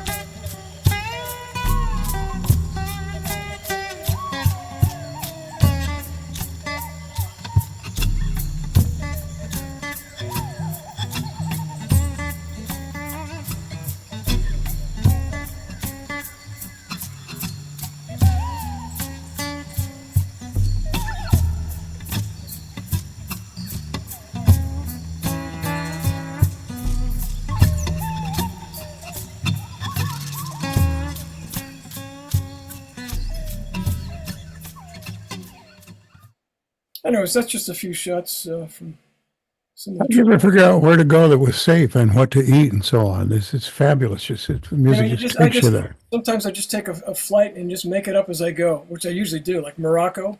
Never been there before, got a flight and then just made it up. Spent a month there. Great. Hey, So Chuck, this I is, really love that idea about the Laughter Club. Yeah, it's fantastic. Start one in Santa Barbara. Is that right? Oh, cool. No, I mean, I think that's a cool thing. How Well, did that I think actually that work? there are Did you some in the actually go to state. one? Yeah, sure. There's some in the state. What was the meeting? How did that get presented? You mean the laughter? I just Well, showed what up. did they do? They get there and then they've got this whole thing. They're in different groups and they're telling jokes back and forth and laughing and playing like a bunch of kids just playing around. And they welcomed me right in there and they just, and I, because I was there to film it, I wanted to film it, and they did everything right around me. It was just fantastic. I So it's just sort of just like pretty relaxed. There's no structure. No structure. Oh, okay. Not the one I went to. Nice concept. Yeah, it's fantastic. So this is like, so I have 150 CDs. This is a few of the CDs. Some of my music, Alto Salvo Alegre is one. This is, well, here's I did a thing of Tibetan bowls. Mystic music of Bali. Bali's fantastic. This is a combination. In Mystic Lovers is kind of a romantic type thing. Here's another set of CDs. African Safari, Senegal, Gambia, world drums from all over the place. The balloon music CD, Tahiti, went to Tahiti. I recorded a whole CD of Tahitian music, taiko music, taiko drums, Andean highlands, peyote. I recorded a Ute Navajo peyote ceremony. Wow. Tribal Thai music up in the middle of the jungle. Ukrainian folk songs. Gambu is big, long bamboo, beautiful flutes in Indonesia. Chuck, are these on Spotify or someplace like that? Yeah, it's on that. A lot of the download services, and then a lot of it's on YouTube. Okay. Rumba. This is went to Cuba. This is Marrakesh. This is Bansuri, fantastic flute from India, and then music of China. So there's just a few of the things that I've done. Now this was an interesting experience. So a buddy of mine, Stephen Taylor, and I, he's a film composer, a good friend of mine. We do a lot of things together. He was doing something for Disney Imagineering. So it's over here in Glendale. He was at the studio and they were talking about something. And for some reason, my name came up. And the guy he was working with said, well, we know Chuck. We've licensed some of his music. And he said, well, Chuck just lives close by. I said, well, invite him over. So I got a call and I went down there and hung out with him for a couple hours and had just a great time. And told him a little bit of stories about the travels and stuff. So about 2 or 3 weeks later, I get a call from this fellow, a guy named Mike. Said, Chuck, would you come back down to Imagineering? We'd like to talk to you about something. I said, sure. So I went down there and I go into this room and it was a room full of these guys. They're all these executives. I didn't know any of them. I'm president of this, vice president of that, whatever. They were supposedly trying to impress me. I was impressed, and then they had this up on the wall. And this was an artist's rendition of this new thing it's called Adventure Isle in Shanghai, China, that was being built.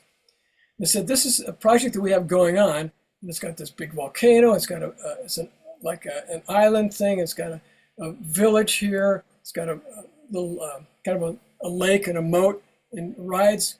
We need a soundtrack to this whole thing. And do you think you could do that? I said, yeah, I'd love to. And it says, well, basically it has to be tribal music that's not Chinese and not African, has to be all unique music. Wow. So they said, okay, if you can give us this was my assignment, a 2-minute, this is my demo for them. This is what we want to hear in 2 minutes. You start off with a village ambience. Then you hear children playing. You hear, then you hear this loud crocosaur up in the volcanoes, this dinosaur-like thing that goes off, and the people become frightened. The priests come down and chant. The crocosaur is placated, and the children come back to singing, and everything's back to normal. So that's what I had to do in 2 minutes. Well, with all of my travels and recording, I had some village ambience, so I laid that down. I had some my cousin's kids come over and taught them, just made up a little song on the fly, created a little language for it, and recorded that. I had the recordings that you'd seen before of some priests some Hindu priest chanting, threw that in there. And then I'd done a CD of dinosaur sounds, threw a little bit of that there. Anyways, I brought it back, and that got me the gig. So it was basically like a 2-year project. So I created 10 hours of music, 5-day and 5-night for Adventure Isle. It was the first time they ever had all unique non-Disney music ever for any Disneyland. So this is that.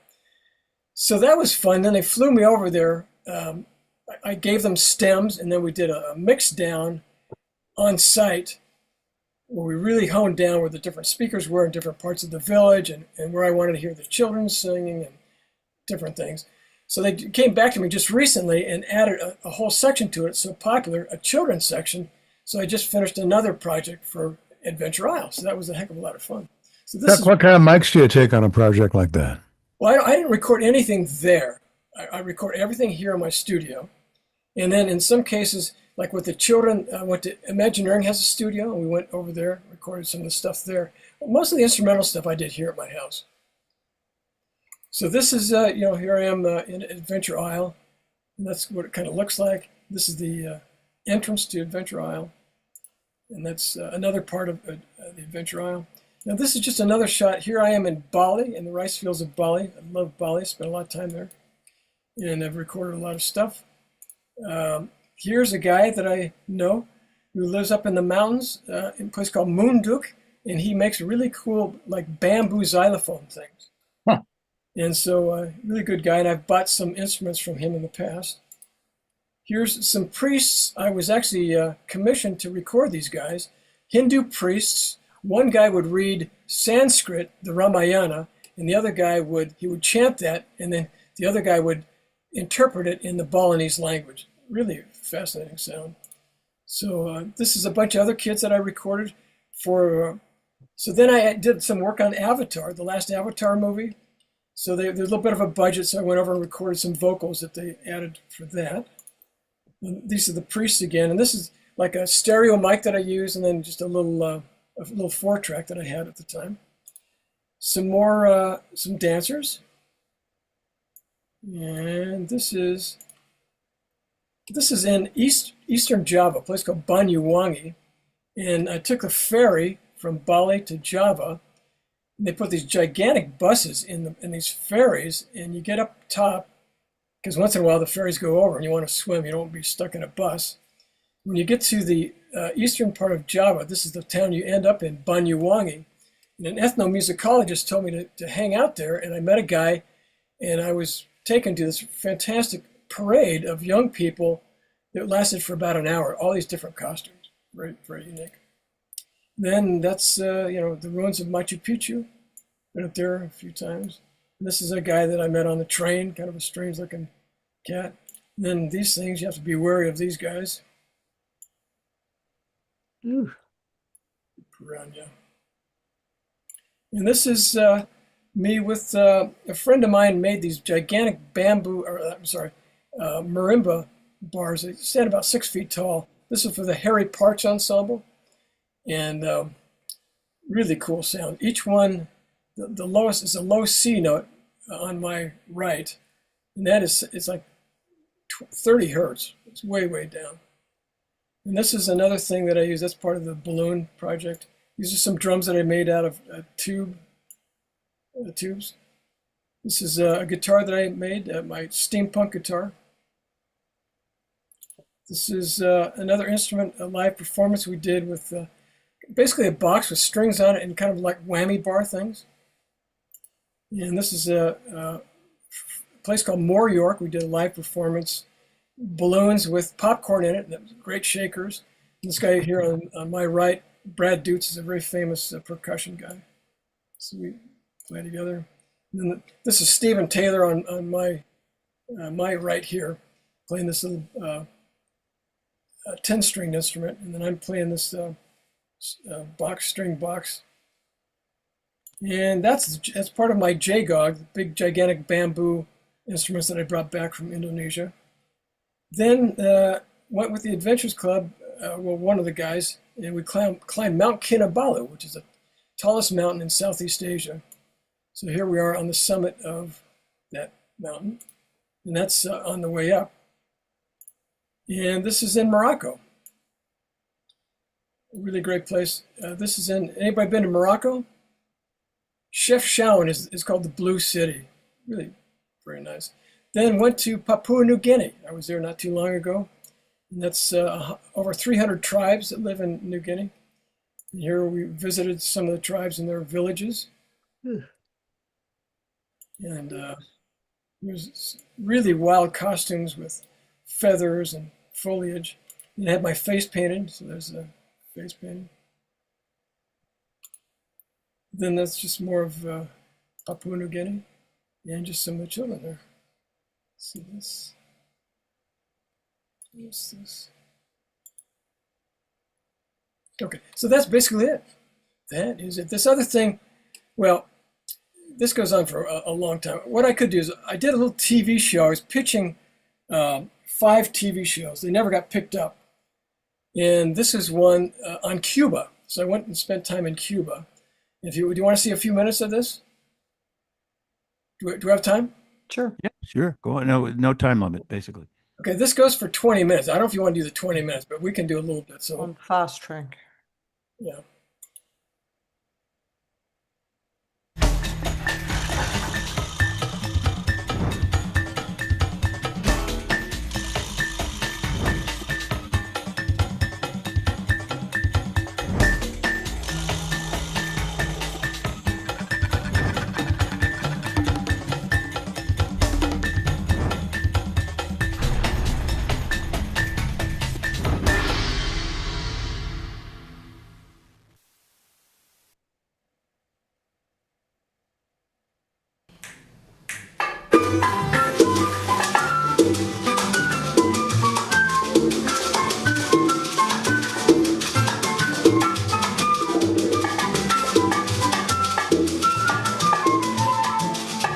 Known as a hardline communist country and shunned by the United States, those who venture to Cuba are excited to find wonderful people and a great culture.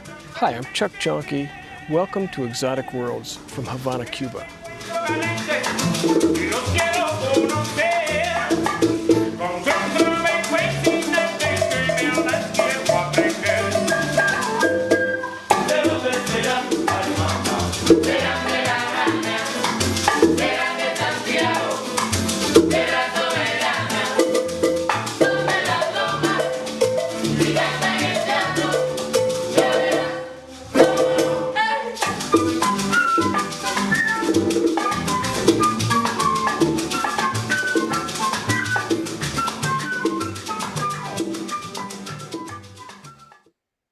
Only 112 miles off the coast of Florida, Cuba might as well be 1,000. It's a fascinating tropical island full of passion, culture, and revolution. Historic Havana Vieja is full of wonderful colonial architecture. Hispanic Andalusian buildings were constructed for beauty and protection from pirates. The Castillo del Morro sits at the entrance of the Bay of Havana. Construction started in 1589. Look at this fantastic set of wheels. Thousands of classic cars graze the roads of Cuba. These cars are lovingly maintained and cared for. I came to Cuba to experience the sizzling culture. I'm fascinated by creative cultures around the world. Old cars are a fun part of that culture here in Cuba. Transportation can take many forms. This young man drives his horse cart around looking for potential customers. And don't forget the bicycle rickshaws. They're lots of fun and a great way to explore the streets of Havana. And here's a Coco taxi. The driver wears a helmet, but not you, so hang on. The Capitolo Nacional was finished in 1929. This beautiful marble-covered building is similar to the U.S. Capitol, but with greater detail. Congress met here until 1959, but now it houses the Cuban Academy of Sciences. And here's the Gran Teatro, next to the Hotel Inglaterra. This is one of the largest opera houses in the world. The Cathedral of San Cristobal is a national monument. It's thought to be one of the finest cathedrals in the Americas. The famous Hotel Nacional, Frank Sinatra, Earl Flynn, Winston Churchill, and many other celebrities have stayed here. Restaurants, crumbling buildings, and haphazard streets are all parts of this complicated, quirky town. It's great fun to explore. I walked through many neighborhoods to get a feel of the Cuban people, who they are and how they live.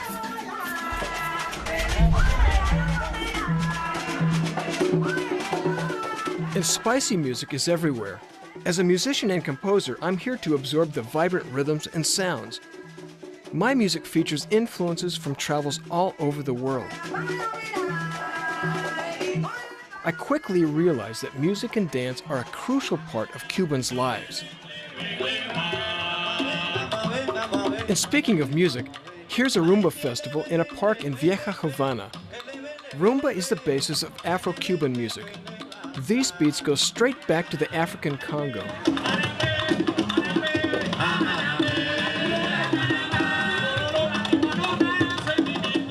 Rumba emerged in the 1800s as a protest to slavery. These dances sizzle. People of all ages feel the seductive spirit of rumba. There are three main styles of rumba: guaguancó, yambú, and Colombia. It was a scorching day, but that didn't stop the Cubans from dancing in the park.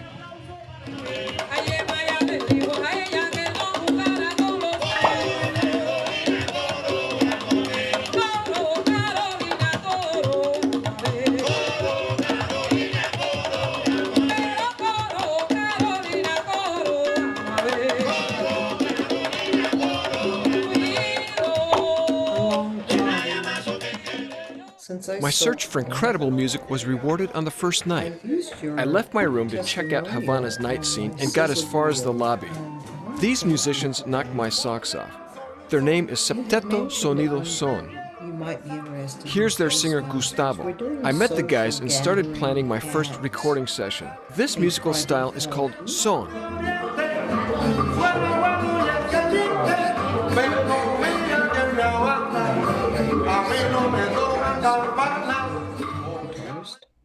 I wondered if you would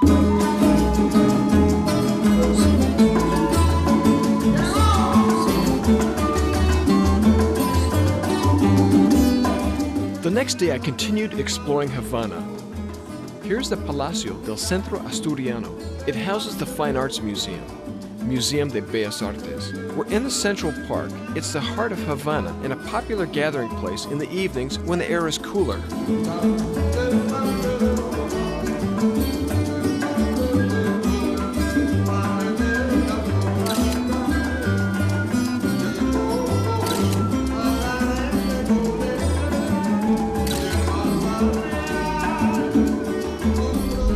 It was hot and humid, so I gravitated to the coast, the refreshing Caribbean waters. The kids have carefree times diving into the ocean. It was fun watching their inventive water sports. Everywhere I went, kids were out playing. Paseo del Prado. This beautiful boulevard extends from downtown Havana to the coast. There's always lots of activity here.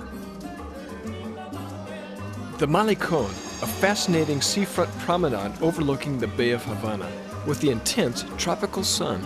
A favorite pastime is leaping off the cement wall along the Malecón and hopefully not ripping your skin to shreds on the sharp rocks.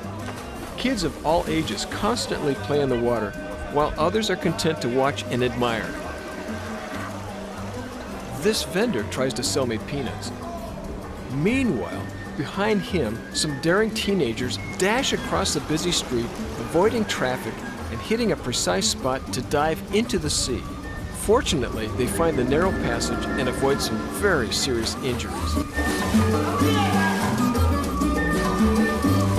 Young people love to gather here. It's a popular place for romantic couples.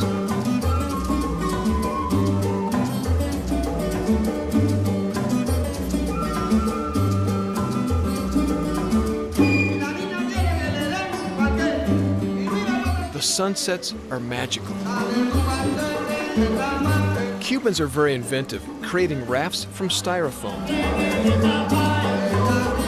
Traditionally, they come to the Malecón to float and fish as the sun goes down.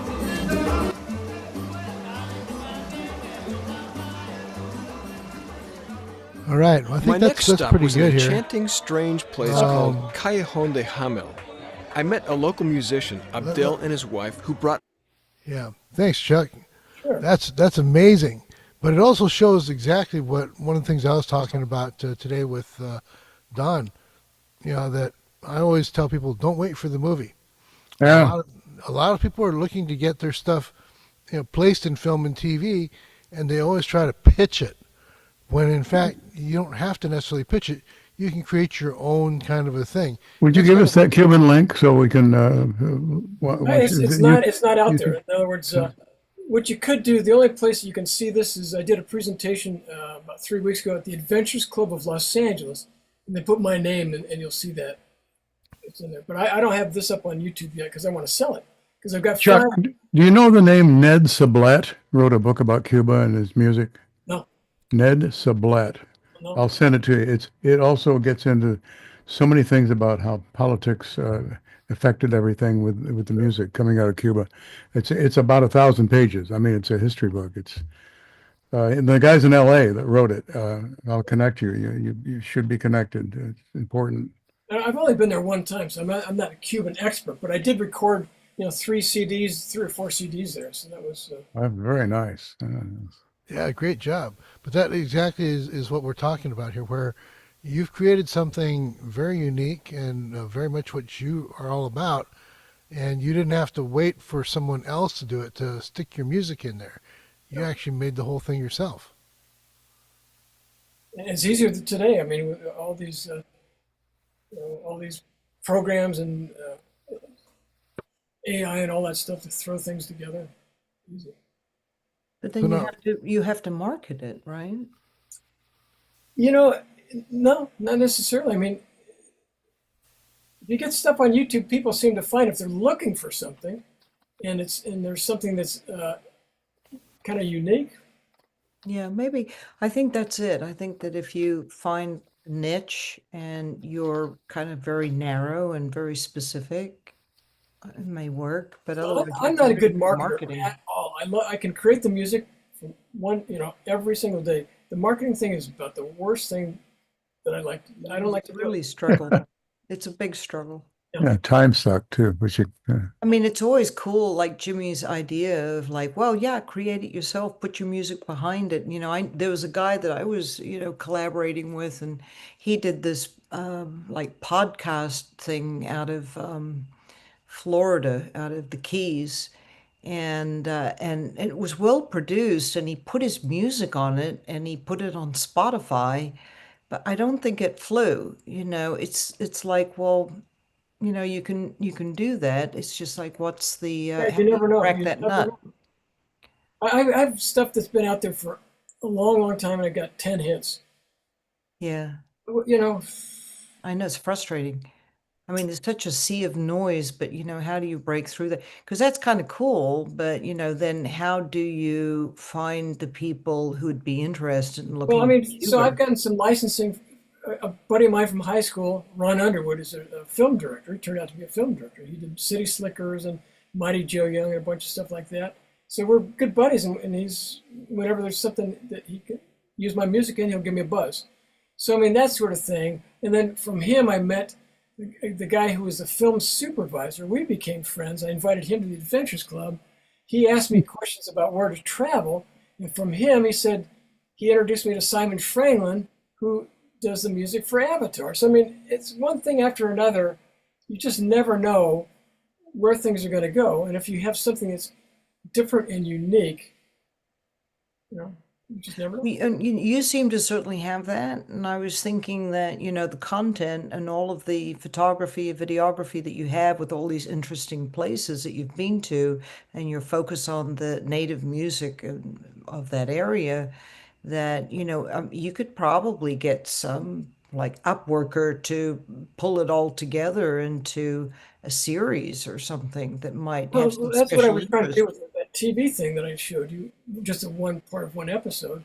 But we'll see where things end up. But a lot of times with that, the major network were looking where somebody's got a celebrity. So if you bring celebrity to travel with you, then we can sell it, or stuff like that. And I just do my thing and do the best that I can, and see where it all ends. Too bad Huell Hauser is no longer with us.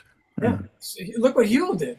That was fantastic. Yeah. That was a great example of a guy that just started doing his own interesting thing, and that became wonderful. Everybody, many people loved that. It was great. And it wasn't even necessarily exotic. One of the No, things everything that grew he, in your yeah, backyard. Best hot dog in LA. yeah, best hot dog in L.A.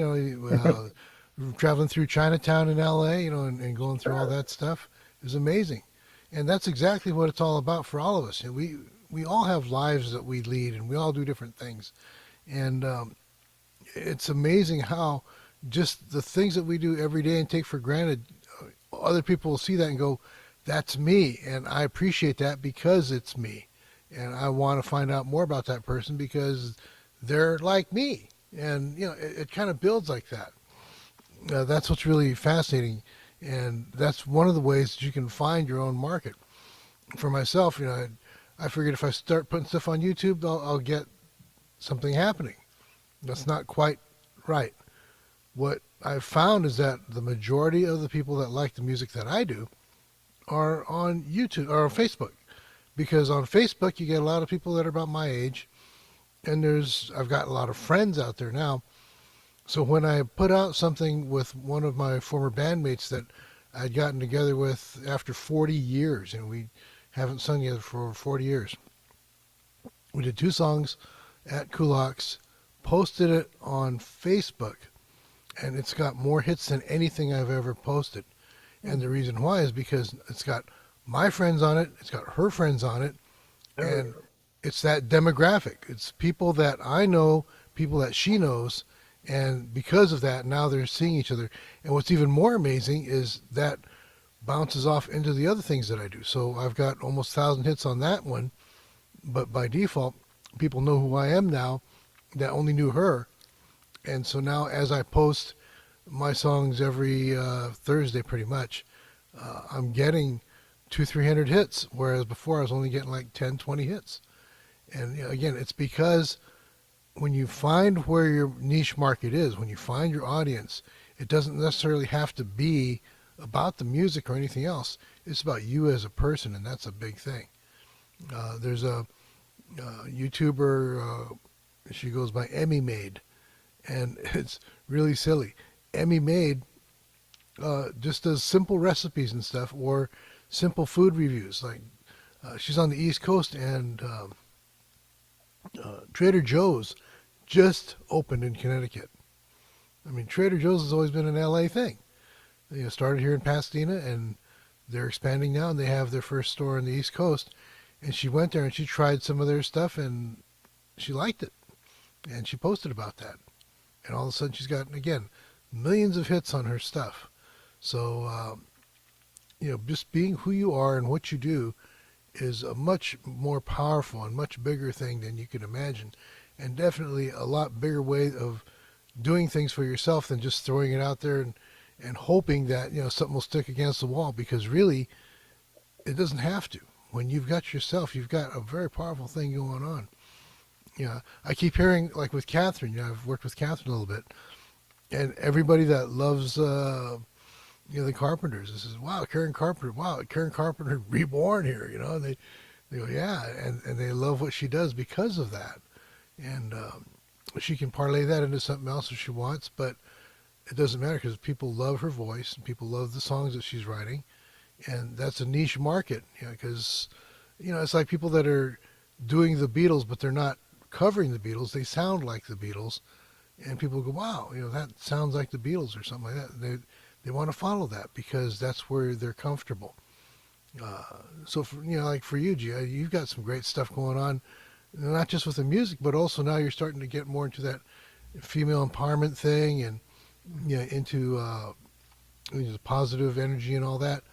Those are places that I was always there, Jimmy. I exactly afraid because of producers, I mean, they sort of pull you in different directions. And it's like, well, this is really more my home, and I'm building as, I mean, it's just the whole thing about monetizing and just kind of trying to make it all work rather than being this huge outgoing and investment of time and energy. It's like, well, where do you put, what you're trying to do and say into the marketplace that, has some A resonance and that maybe even isn't an outgoing that is a negative.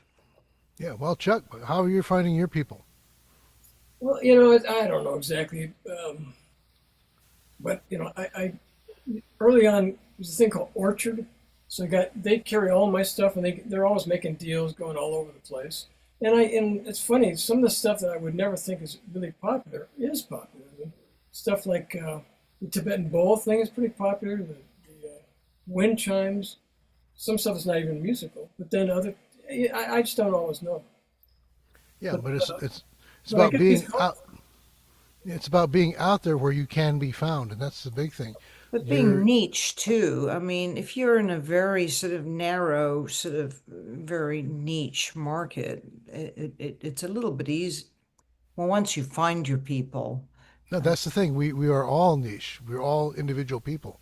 I think that Yeah. we have to claim the niche. I think that's the problem. I mean, when we start showing our music around and people have opinions about our music, you sort of try to accommodate, the feedback that you're getting from the industry, and all of a sudden no longer your niche. Well, Forget the industry. I could care less about the industry. I mean, that's it. I mean, it's just a matter of I mean, that's the thing. It's like, where do you want to sort of park yourself, and what do you want to be doing this for? I mean, It's another okay that you thought don't is make if money, fine. you want to chase, some film placements. You just find out what some independent films that are going around, and then find some of these people and say, "Are you looking for something?" And let me know what it is. And that's one possibility.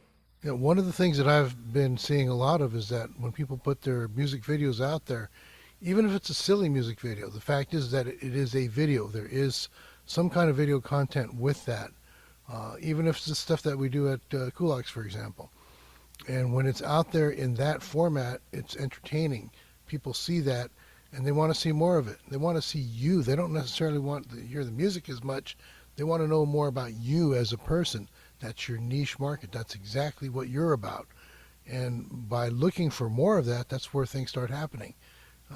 And that's what's exciting, because that's when you start finding your people that want to support you. Like, Chuck has found just being out there where people can find him, people are going, hey, I remember Chuck Jonkey, when he went to the Disney thing and his name came up out of nowhere pretty much. No, it's because people have heard his stuff. It's been accessible. They know who he is. And that's the same for everybody.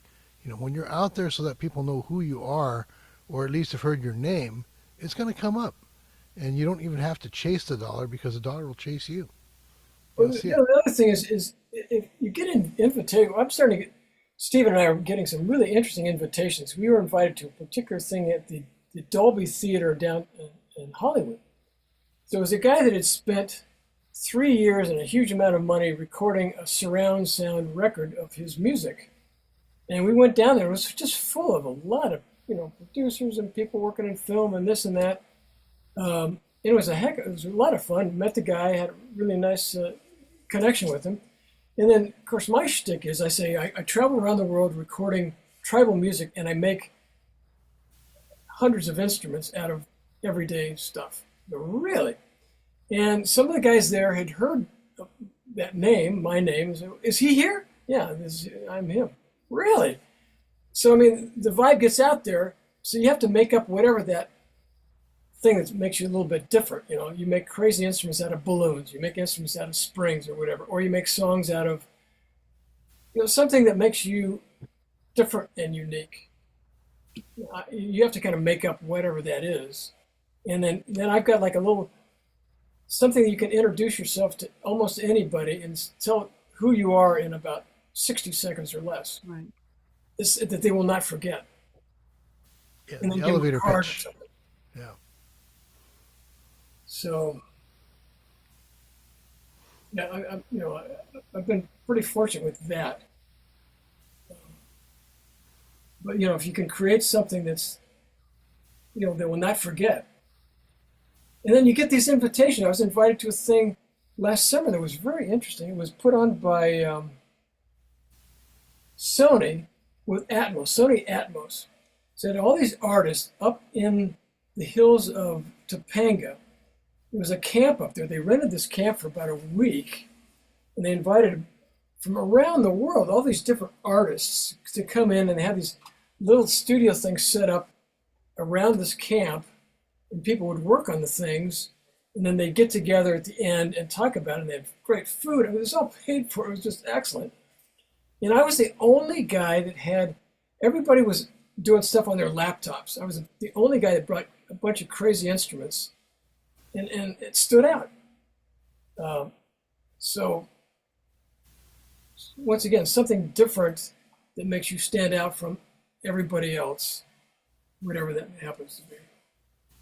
But also taking up these invitations, because so now it's gonna be coming up the next year, and they know what I can do, and they may have a special spot for Stephen and I to.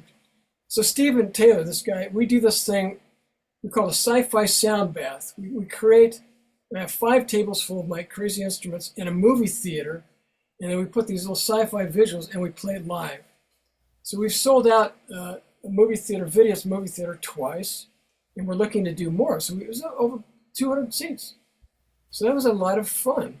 So we kind of created that, and nobody else that I know of is doing anything like that. So, you know.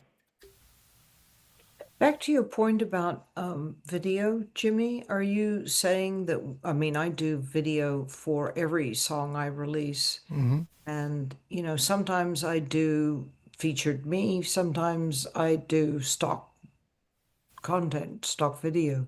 I've got a couple more coming out and I'm using stock. Are you saying you should be featured in every video? Music video, so that people not at know all. who you are?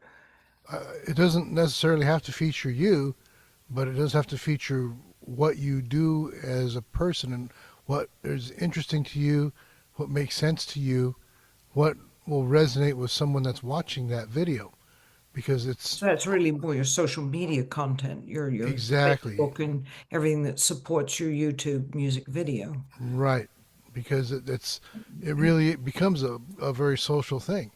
You know, there's a lot of artists that I found on even on YouTube, which is crazy.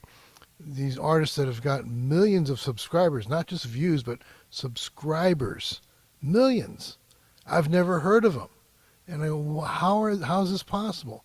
And I'm looking, and no, they're real subscribers. These are people that like what this person's doing, and again, not necessarily music, but about what they do in their life. You know, sure, the music is there, and the music gets hits, but it's some of the sillier things that you see. You know, like this one artist was, she's got some great music, but then she tried skateboarding and failed big time. But that video had like over 1 million views. And because she failed big time and other people have failed big time trying to skateboard, that got attention because that video kind of went viral. You know, a lot of people were, of course, laughing at her and about that situation, but also because it was like that, it brought attention to her as her name and said, well, what else does this person have? And lo and behold, it brought people in there, you know. I had the same kind of thing where I posted this stupid thing where I was in Costa Rica trying to get into a hammock with a ukulele, and I mean, try doing that, and I had the camera set up, and I was rolling out of I couldn't get into the damn hammock, and I just thought, oh, for the hay of it, I'll just post it. It's been like. Seriously, that was the most popular post I've ever done. Rolling out of a hammock? You know, I mean, as an artist, you sort of think, really? Is that what I have to do? Well, you know, here's a thought. So you've got the 1 million people or whatever that love that video, right? So if you come up with something else, why do you put a little segment of that, you rolling out of the hammock, and then your tune?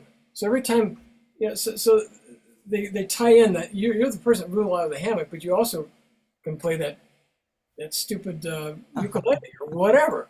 So you kind of tie in something that you have the hits, and you give a little bit of that, maybe even outtakes. Maybe you do like one of your songs is good, but then I love in films when they have the outtakes, when they flub up their Right. their minds and that stuff. They start laughing. I mean, that's pretty interesting to me, at least. Yeah, actually, as a matter of fact, the bloopers that I've ever done, Exactly. right? The bloopers are always the most performing. That's great. So why not do bloopers of your tunes? So you do a tune, and here's the first verse, da da da da, da blah, or whatever. And that's terrible. I hate that. Let the camera keep going and just throw that out there just for fun. So, well, this is the real tune. This is the blooper. I don't know. I'm just throwing out ideas. Yeah, no, it's just interesting, just the way I guess people's interest, and where their attention is. They're like, they want to be distracted, they want to be amused. And, how do you, relate that to your music? I mean, you don't want to be, going out there and being, stupid. Well, Yeah, here's exactly. another thing. When I go on right? YouTube, And being gratuitous about it. So YouTube knows you, right? When you go on YouTube, they have all these things that kind of follow the kind of stuff you've been watching. In my case, I use more for like equipment, a microphone or some kind of a sound effect. I want to see what this thing does. So maybe you could create, the microphone that you use, do a, this is a tune I'm using, but this is the microphone that I don't know, just make it more of an equipment type thing. Well, and then pitch the microphone. I don't know. I mean, I don't know, but what do I know? No, equipment shootouts are always very popular, right, Don? Yeah, I'm thinking they're really going to pay attention. Well, or you'd have like two different mics. You sing a half a verse on this mic, half a verse on that mic. Can you tell the difference? Let me know. Get them, spur them to some kind of action. I mean, that can kind of work and not. Sometimes it's like, oh, look, nobody responded to that challenge. And you don't know if you're embarrassing. No, you never be embarrassed. One of the things that I learned from know. Bob Stain, Bob Stain has told me that we're not in the music business, we're in the entertainment business. Is he still alive? Yeah, he's doing good. Oh, that's good. And the coffee gallery still stands, even though everything around it burned. Yeah. Is he ever going to do that again? No, Bob's done, but he's starting to find he's trying to find somebody to do his memoirs. Well, he got people in that would never play a venue that small just because it was him. Yep. He got some really great talent there. Exactly. You still doing shows there, Jim? Well, the venue has been closed for almost 2 years now. The person that had the front closed it up, and because there's no way to get into the back, it's done. So everything that was in the back got sold off. I got a bunch of stuff, and a lot of that wound up at the Jeweled Universe now. So they've got the lighting truss and a few other things in there. So that's what that's about. But, The coffee shop, Jimmy? yeah. Yeah, I think where you first came and met us there a long time ago. That was a nice little spot. Yep. Okay. Well, I think we've had a lot of really interesting discussion here. Thank you so much for being here. Appreciate that. Anybody else have anything else want to add, say, or whatever? Okay. Been interesting. Thank you. Yeah, and I love the photo show. That was different.